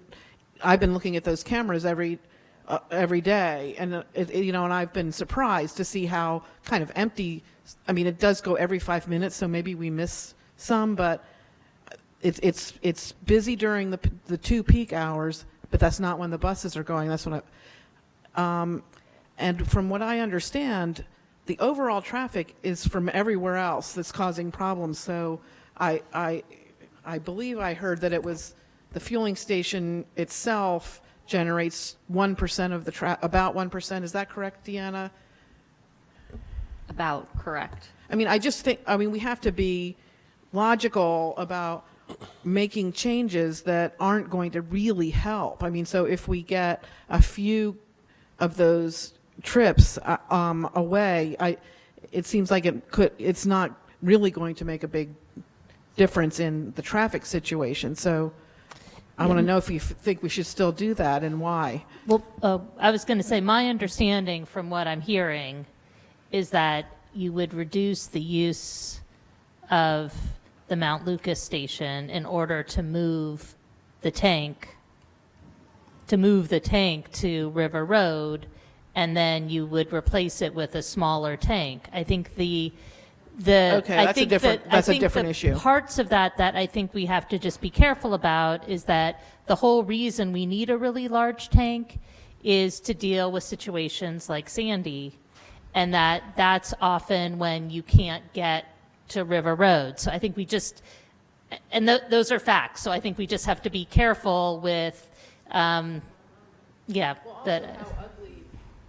much less ugly is a smaller, what percentage of reduction in ugliness does making the tank smaller achieve?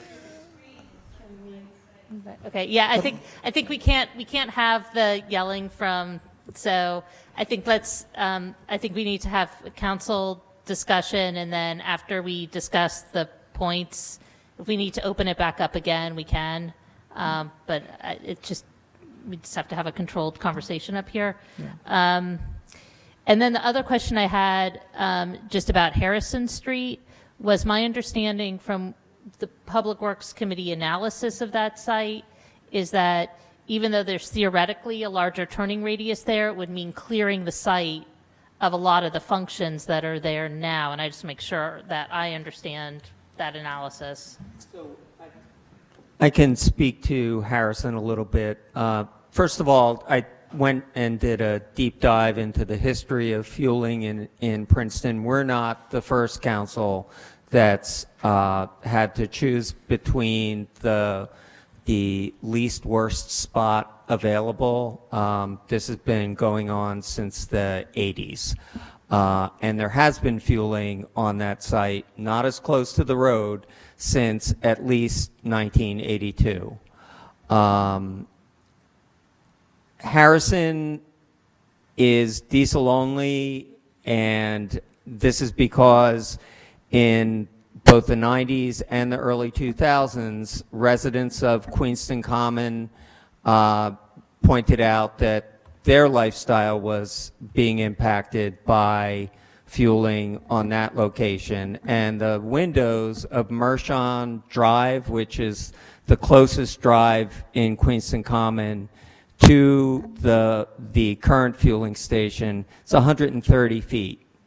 The current diesel fueling station is right next to the entrance to the Public Works garage. My mic didn't run out of batteries.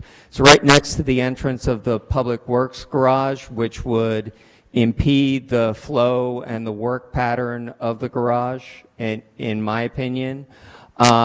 It's about 100 feet from the pool and tennis courts that serve Queenston Common. It's 300 feet from the grocery store that's nearby, the Whole Earth Center, and the restaurant. So I see Harrison as an alternative for some of the public works vehicles.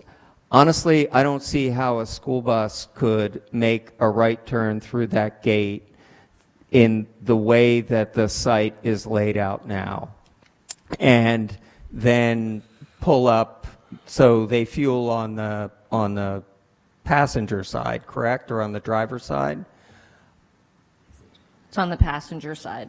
So there would be, I think that maneuvering, with great respect for Mr. Wolf's study and the work that the SPRAB subcommittee has done, I don't see that as a viable alternative for school buses, which is why I suggested in Public Works that we approach the university. 10 buses we asked for the university to help us out with at their diesel station. Harrison has a long history of being the worst of the worst sites.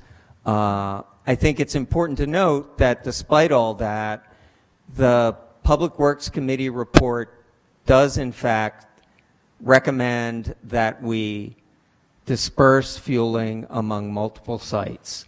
The improvements that are going to be required at River Road, I think that the planning and cost of those will be significant. The site plan for a fully functional fueling station at Harrison, again, that's the worst of the worst. I think that would be even more expensive. And next year, the people on the dais will be facing another group of residents from Queenston Common who are going to talk about how their back windows are even closer to the diesel dispenser at the garage. So there are no easy answers. I think that we did do a thorough investigation. We looked at the history. We looked at ways to mitigate the appearance I told Heidi we did not look at this from a master plan standpoint. That's probably the one thing that I would fault the Public Works Committee, not looking at it from a gateway perspective, because it is a civic gateway at this point. You have a public good in the emergency service, you have the municipal building. So anyway, I know I started to answer the Harrison Street question, and what's the next question, Mayor?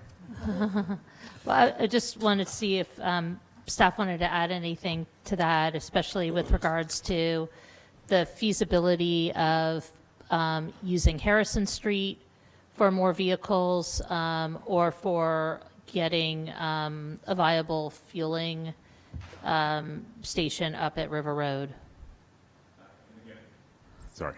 I believe Councilman Quinn answered that. One of the recommendations is to also investigate spreading out some of the fueling locations, including reinstalling the facilities at River Road. The Harrison Street site, as I indicated in the report, we did actually do some physical tests to see if large vehicles could fit in the site. One of the concerns that we have is that it does completely disrupt operations there, particularly for the garage. And Councilman Quinn did indicate that that situation. Oops, thank you. There were a couple questions about the visual impact of the lighting from the canopy, and I know one of the recommendations is to remove the canopy. Is there anything, I know there's not a plan yet for the lighting, but I don't know if anybody can speak to what our options might be there to have more directed lighting, so that it's less of a impact in terms of coming into people's windows. Sure. So the existing lighting is motion sensor, so we would maintain the same motion sensor capability, but we would look at a lower level light. Really, drivers who need to use a fuel station need to see the pumps and the location where we put in our information. So we would definitely look at lighting that's suitable for that, but without the light trespass. Okay, and then can you? Oh wait, just before you leave that, because I was wondering, do you even need overhead lighting? I mean, I guess the drivers need to be able to see as they're driving in, but they'll have their lights on. I mean, I know there have to be some lights, but couldn't they be fairly close to the ground to light the way, and then have the lights on the pumps themselves? That's possible. We'll work with our electrician on that. And can you speak to the hours of fueling and why they're, is there a necessity to allow for fueling overnight for the police vehicles or for other vehicles that are out at night? Correct. Yes, there is. Basically, we have a number of operations that do operate 24 hours a day, 7 days a week.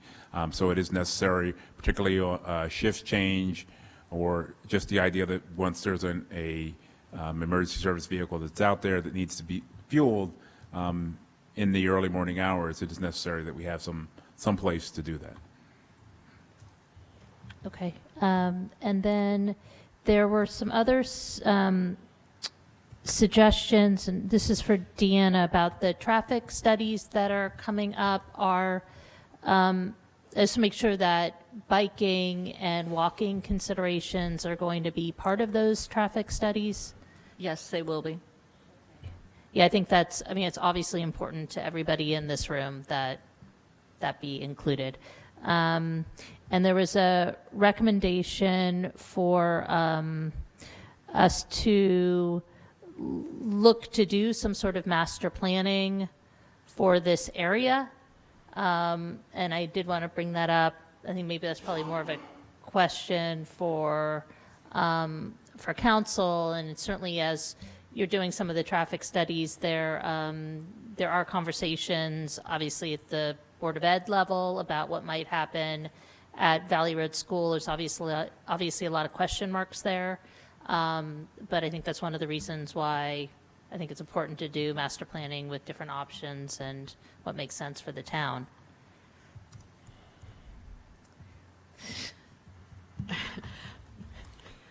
Well, I think it is a really good idea, of course, to try to improve the pedestrian and bike facilities in that area. And it does seem to me like it's pretty wide, and maybe that could be done. So I think it's a good idea. I mean, do you feel like it's wide? I mean, that one section where we added the lane, obviously, we're pushing the limits of. Well, we have not added any pavement. Right. There's minimal pavement that will be installed on Mount Lucas under the current contract, which is under construction. I think we're only moving a curb about 2 to 3 feet. But in general, all of the improvements have been able to fit within the existing pavement section. And we are widening all of the side paths that currently exist around that area as part of the current construction project. Well, also, no one mentioned that, and I know you have mentioned this in meetings, and that we did eliminate Terhune, which had, I mean, it's not like a huge improvement, but it didn't eliminate a crossing. Granted, we added the driveways for the fueling station, but I think those are safer than crossing Terhune. So I just wanted to note that, since it hasn't been acknowledged. Not that, I mean, that is a very unfriendly place to walk and bike. But that happened before any of this. That's just the way that area is. And I think we have been improving. We put the bike path on Mount Lucas. We're doing the improvement to that intersection. So, and we widened the sidewalk on the other side, which I think was a really good suggestion. And I'm glad we did that. So when we talk about a big plan, it seems worth talking about. But it seems like we've gone and done some achievable things. Practically speaking, it's not like we were going to be able to magically make that a very friendly place. It's Correct. Always going to be kind of I tough. think the master planning was more about what's going to eventually happen at the Valley Road site, really looking at the whole neighborhood from a standpoint of what future changes in traffic patterns are going to be coming, and will we be able to accommodate them. So. And I do think the Board of Ed is working on some facilities planning that would include that site. And I mean, I think it would probably be a useful exercise for us for a lot of reasons, but one of them is that I think it would help our case potentially with the DOT to advocate for the need for a left turn signal or a traffic signal at Valley. So, yeah, Mr. Quinn? I would just echo what Councilman Cohen said. I think that one of your future colleagues on council next year has made the master plan a priority, and the element that's, in my opinion, most sorely in need of updating is the community facilities element, which still talks about a library at the shopping center, or so I think that the time is ripe for the whole master plan, which is a big project, but starting with that community facilities element, there's a synergy there with the work that the Board of Ed is doing, looking at where they're going to put possible school sites. So. Before we leave, Tim, because you were on the school board, I do think, I think electric buses would obviously be ideal. I will use that word because I think they would be. but we don't buy them, or, I mean, I think we should bring these concerns to the school board, because it could be that they don't realize that there are ways to lease electric buses that I have no idea if it's within their budget. I know they're having trouble with their budget. I would recommend we save all these questions for when Sustainable Princeton comes, which I think is going to be at our next meeting, and they've been doing a lot of research on this. I know the technology for electric vehicles, my initial discussions with them, it's just much better at the smaller vehicles. And they were saying that Camden got a huge amount of money, like multi-millions of dollars for a handful of buses. So I think we just want to be sort of realistic in our plans, and like, yes, that's where we want to be going for sure, and we want to make sure that the infrastructure is there and we're ready to pounce on it. But that we have to be realistic too about, you know, how much money we have to spend and how much money the district has to spend. Okay, I think the big question in the room was whether we should vote tonight and try to move forward with something, or if we should hold off. And you know, I think we should discuss that. I think there's definitely some advantages to moving forward with some of this plan. I mean, I know we've been waiting a really long time for the canopy to come down is just one thing. And it would be nice to try to have some forward movement. And I think we want to be realistic about whether there's probably going to be some fueling footprint at this site, given everything that we've heard tonight. But I wanted to give council a chance to, you know, discuss what we want to do, and just so that everybody knows sort of what's being proposed that we vote on tonight is a resolution. And I'm just going to read it to everybody so that we're all clear on what it is. So it says, whereas the Public Works Committee was charged by the Mayor and Council to conduct a reevaluation of the municipal fuel facility to address concerns raised by the community, and whereas the Public Works Committee has made an evaluation and prepared a report of its findings and recommendations, therefore, be it resolved that the Mayor and Council of Princeton hereby accepts the report and recommendations of the Public Works Committee as presented November 18, 2019. Further, be it resolved that the staff is directed to draft an implementation plan to be presented to Mayor and Council at its December 16, 2019 meeting, outlining in more detail the action steps necessary to implement the recommendations of the Public Works Committee report. So this would set in motion this process, and we'd have the actual implementation coming back to us on December 16th. If we don't vote tonight, then I think we would be giving this back to the Public Works Committee to do more work on it. But I don't know. I'm just.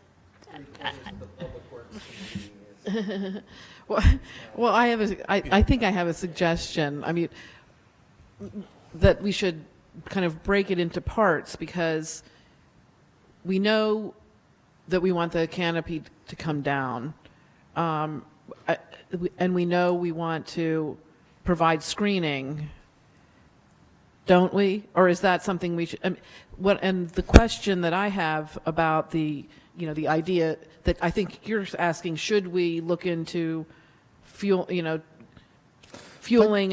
looking at the River Road and making the tank smaller. And so could we? Even the report, though, is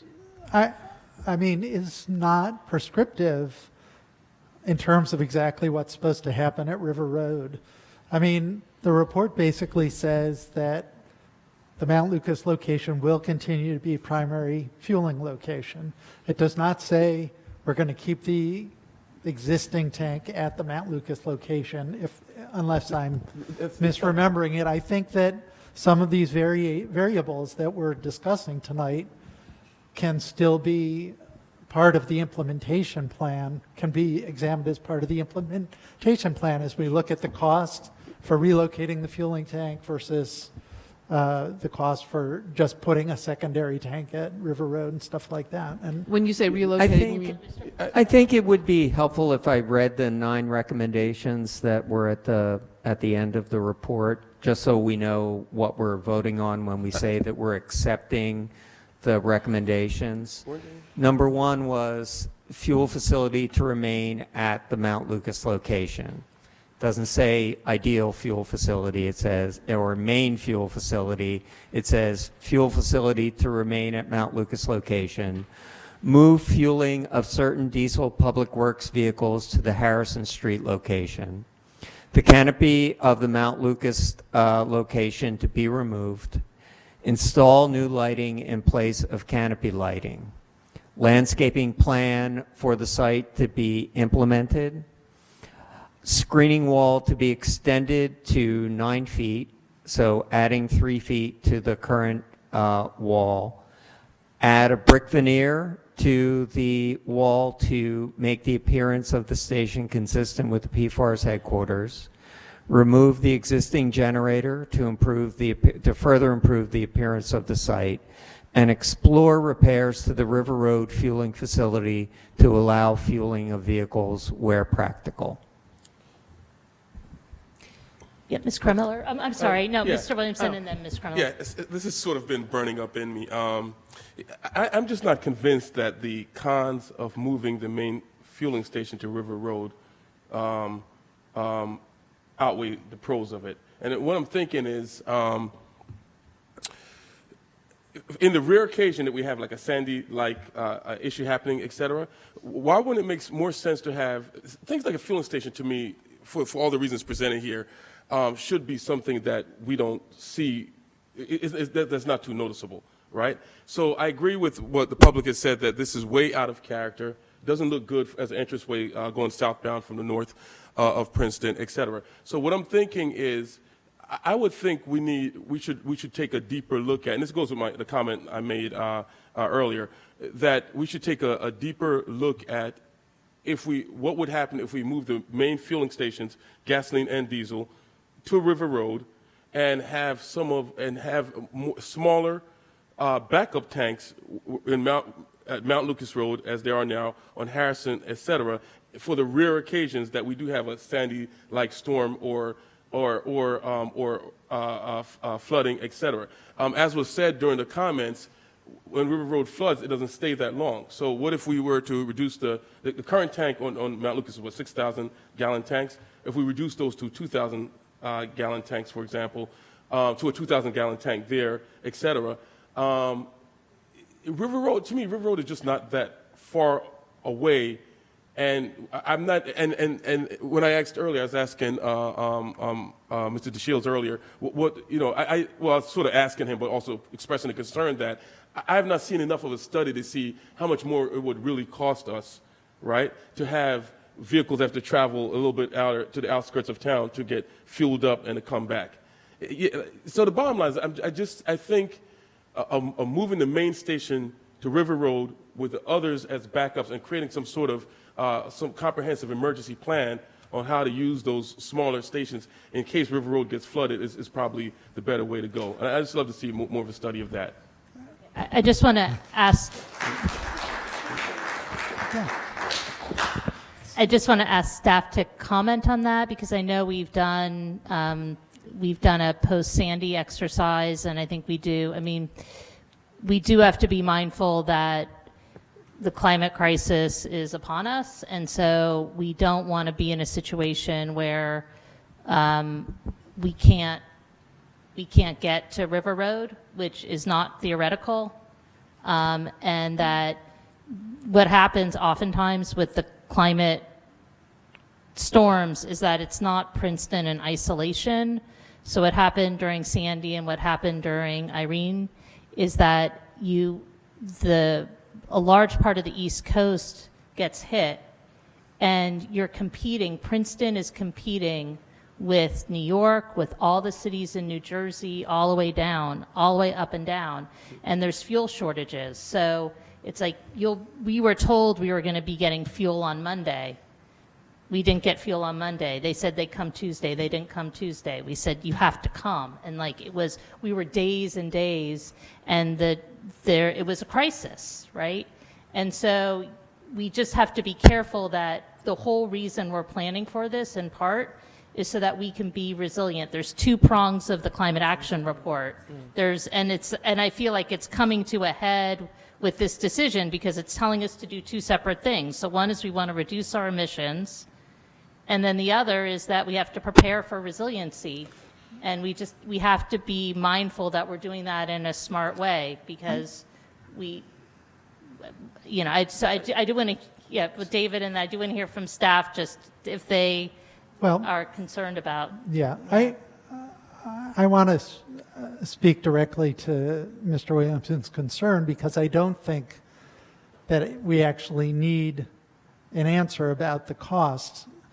You know, the concerns, the reasons you want to move the fueling location out to River Road have to do, as you express them, with the visual impact of the fueling station, and not with the traffic. And I think everyone up on the dais here realizes that the traffic from this fueling station, with the exception of some oversized vehicles, which can't make the maneuvers, the traffic is not the problem. So I just don't see the point of moving the primary fueling function out to River Road, because it's not going to accomplish what you're wanting to accomplish. It's not going to clean up the gateway. It's not going to make. But I didn't mention the traffic issue. I mean, there's issue of if there's a spill, for example, having it there in the middle of where there's a major thoroughfare, et cetera, instead of having it out on the outskirts of town. If there's a spill, they're both draining to sensitive waterways. You know, there's a river out there, just like we have a stream along 206. I mean, the environmental sensitivity of both sites is equal. I just want to give Ms. Fraga a chance. So I've been waiting to speak. I have made my notes because I didn't want to forget anything, and I haven't jumped in. But there are some comments that I want to make, and also express my thanks to everyone that has come out to voice your concerns and your frustrations. And also, and I want to let you know that I have been listening. I think we all have, and that I do share your concerns. I agree that the process could have been better, should have been better, including better communication, and also to ensure that there were more opportunities for community input, and especially from those who are being impacted. I think that's always important that we do anytime there's issues that may be impacting one community more than the other. Regarding the SCRAB report, I appreciate and I'm respectful of all the work that went into evaluating the issues and drafting the recommendations. I agree. I've agreed with some of the comments, and also from the SCRAB report, that we should consider more than one location, that we should have a backup. Perhaps if it's not feasible to have the main fueling station at River Road, we should still consider alternate locations, including, I read in the report regarding the potential issues with using the private gas stations as an alternate. I would like to see us explore, even on a pilot basis, explore whether that would be feasible for some vehicles to be able to do that. Also, regarding the Board of Health report, I was concerned to hear that maybe there wasn't consensus on that, and they expected to do more work, more evaluation.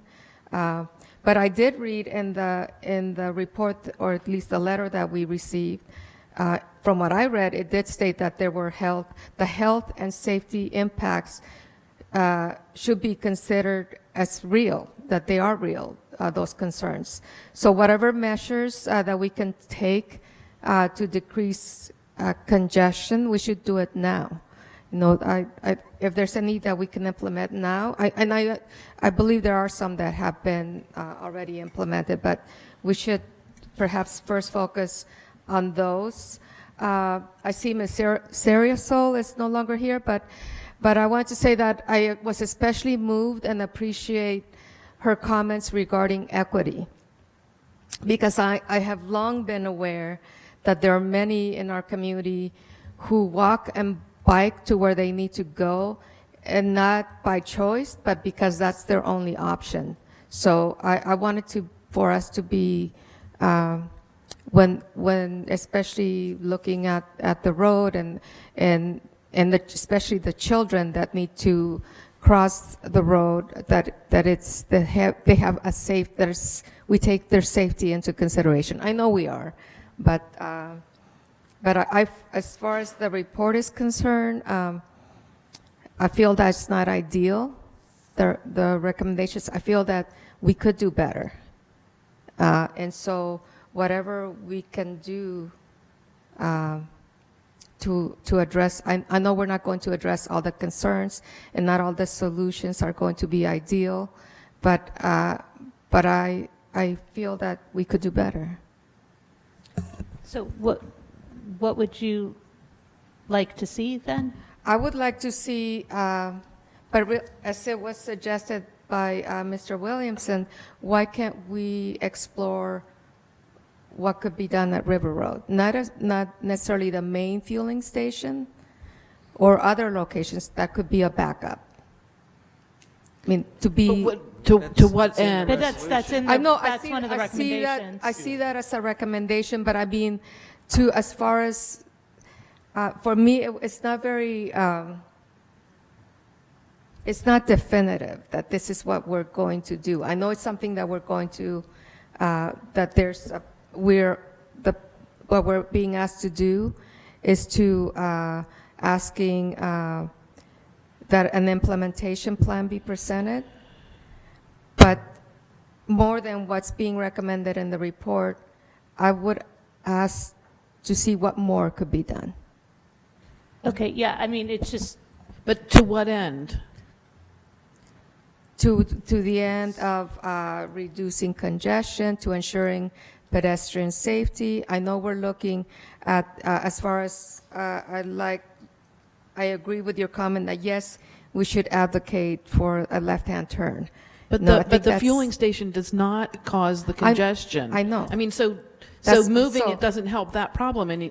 So it's not just the fueling station. That's the point I was trying to make. Oh, okay. It's not just the fueling station. Right. So, I mean, that's part of what makes this complicated, is that I think these 9 recommendations are specifically regarding the fueling station. Yes. And we can put it off, but we're putting off. No. So I'm not asking that we put it off. I'm asking that we also look at other solutions in addition to what's being proposed. Such as you mean the traffic study? Yes. Okay. I mean, do you want to? And anything else that might have not even been considered yet. Okay. Yep, Mr. Quinn? If I could comment on the River Road issue. If I'm recalling our climate action plan correctly, it talks about that these big storms will become more frequent and that they'll be stronger.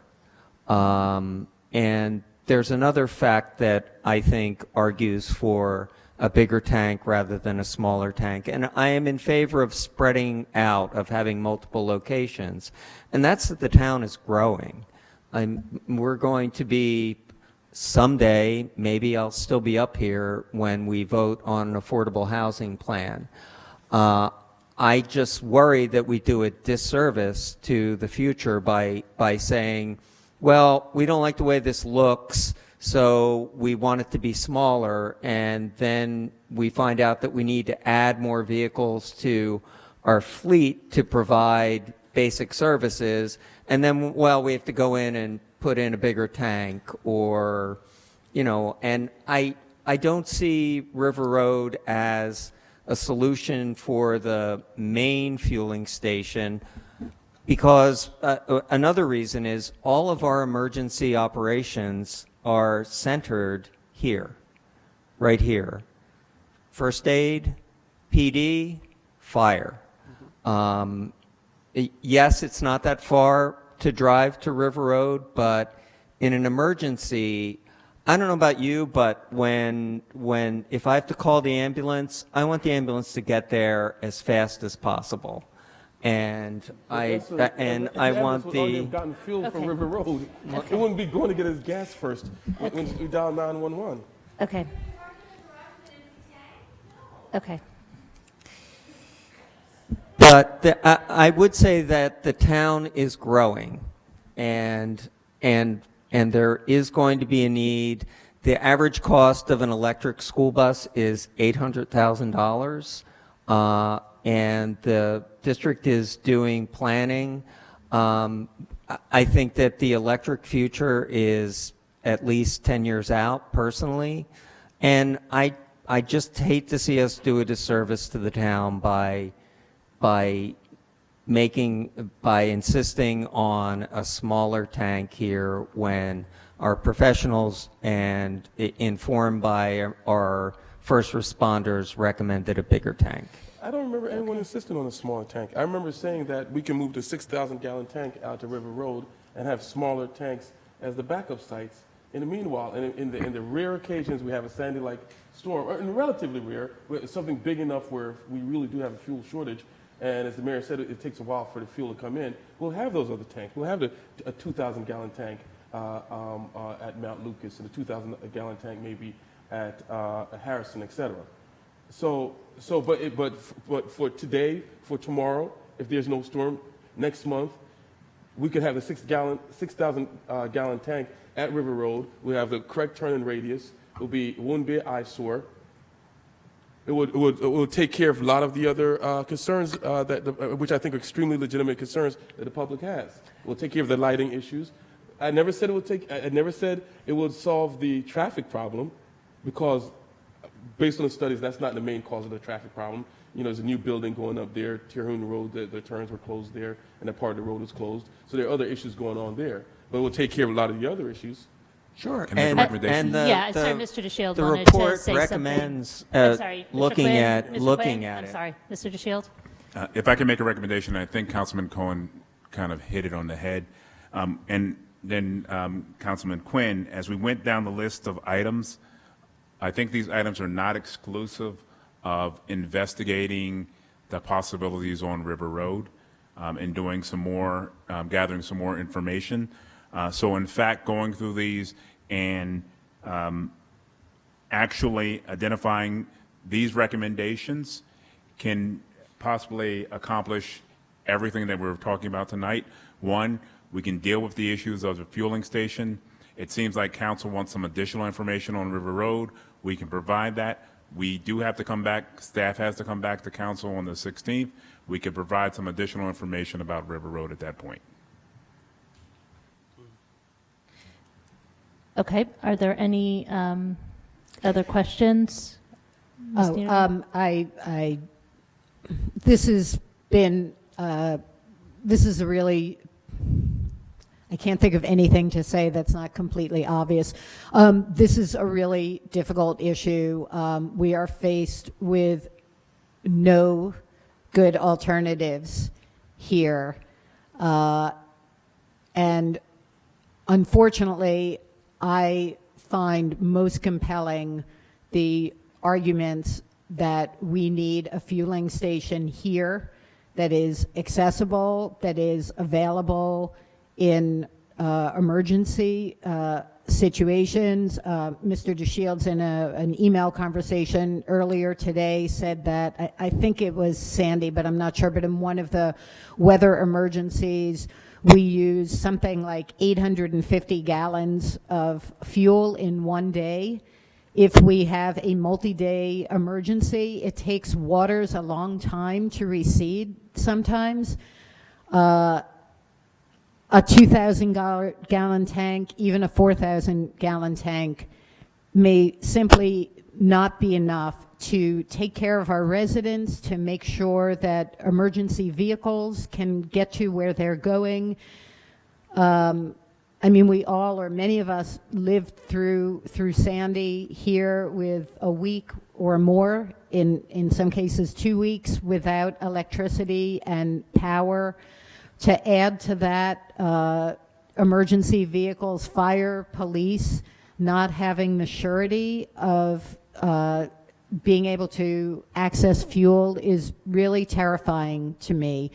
And again, from what I know from the Climate Action Plan, from learning about climate change, these are going to be more frequent and more intense. So whatever we experienced with Sandy, we could get something twice as bad. And I know from experience that, you know, it's true, River Road may not be flooded for a week or 2 weeks, but it could be flooded for several days, depending on how long and how intense the storms are and how much water there is on the road. I wish that there was a panacea and a beautiful alternative that we could all agree on. And I feel like this is not my area of expertise. I'm not a professional engineer or planner, and I feel like in terms of the size of the optimal size of the tank that we need for emergencies, I want to defer to people who are experts. I also want to go back to what Tineka and what some other people said. I see this absolutely as a temporary situation. I think with the rate at which electrical vehicles, and as the mayor said, we'll hear more about this at our next meeting, but the rate at which electrical vehicles will be available in the future, hopefully in 10 years, this will not be a necessity.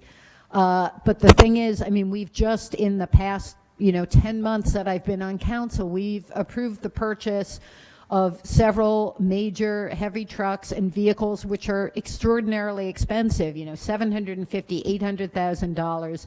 The electric versions of that, and again, we'll hear more about that in a couple of weeks, are twice as much or even more. And we're buying these trucks to replace older vehicles that are on their last legs that have to be taken out of service. So we can't wait for electrification to arrive before we do this. So I think in terms of having a secondary tank out at River Road, I'm very supportive of that. In terms of whatever, going back to the drawing board, in terms of what we use to screen the facility here, what kind of plantings we use, et cetera, our plan for a rain garden, all that I think can be improved, and we value and welcome your input on that. But just in terms of basic security and safety, I don't want to speak against a well-reasoned decision made over years that we need a larger tank, accessible, and the only place that can be in a central location, unfortunately, as I understand the information, is at Mount Lucas. It can't go at Harrison, and there are simply no other sites, and that really sucks. But if someone can come to me with a better and more feasible alternative, I would listen, but we've been talking about this for months, and I haven't heard that yet. Ms. Kremiller? Thank you, Eve. You said a lot of things that I agree with everything that you said. And I also, I have hope that the screening and that the plan for the wall is really going to improve the aesthetics. I do think it looks horrible, and I was shocked about the canopy, and I'm glad we're taking it down. But I think that it's not going to be so terrible when we get all the tall, I think we're going to push to get the biggest evergreen bushes or arborvitae that we can that will grow quickly. I know there are types that grow quickly, and I think when the mud is gone and it's a green site and the building is occupied and, all the construction vehicles are gone, I think it's going to look a lot better and it's not going to be so horrible. I know, I understand about the lighting and I hope we can also mitigate that. But I think we should push ahead. However, I would like to have confirmation that the size of the tank is right from our professionals, which I've heard before, but I think like what David is saying is we can explore the issue of the tank at River Road and how that could help. And if it would be cost effective, it doesn't seem like it to me like it would be cost effective to reduce the size of the tank, because it seems like we're going to still have to do screening, or we're still going to have to put the veneer on the brick for the wall, and so it's just not really going to help that much to make the tank smaller. But I think it's worth dotting our I's and crossing our T's on that. Yeah, I just want to make a comment about the size of the fuel tank, specifically in response to Councilman Quinn, and the fact that we're growing and the concern that we're going to need more and more fuel. And I do think while it's true that the future of electric for heavy vehicles is at least 10 years in the future, I think, and I don't know if Chief Sutter's still here. You haven't taken much heat tonight, but I think we could be transitioning almost immediately to electric vehicles for the police fleet, and I got to get you out for a test drive because you'll love it in terms of performance. So if we could transition our entire fleet of police vehicles, it's like there are buildings where they changed all their lighting from old-fashioned fluorescents to LEDs, and they actually use a lot less electricity than they used to 5 years ago. And I think similarly, we could be using a lot less gasoline, at least, maybe not diesel, within 5 or 6 years if we put our minds to it. I think so. It's true.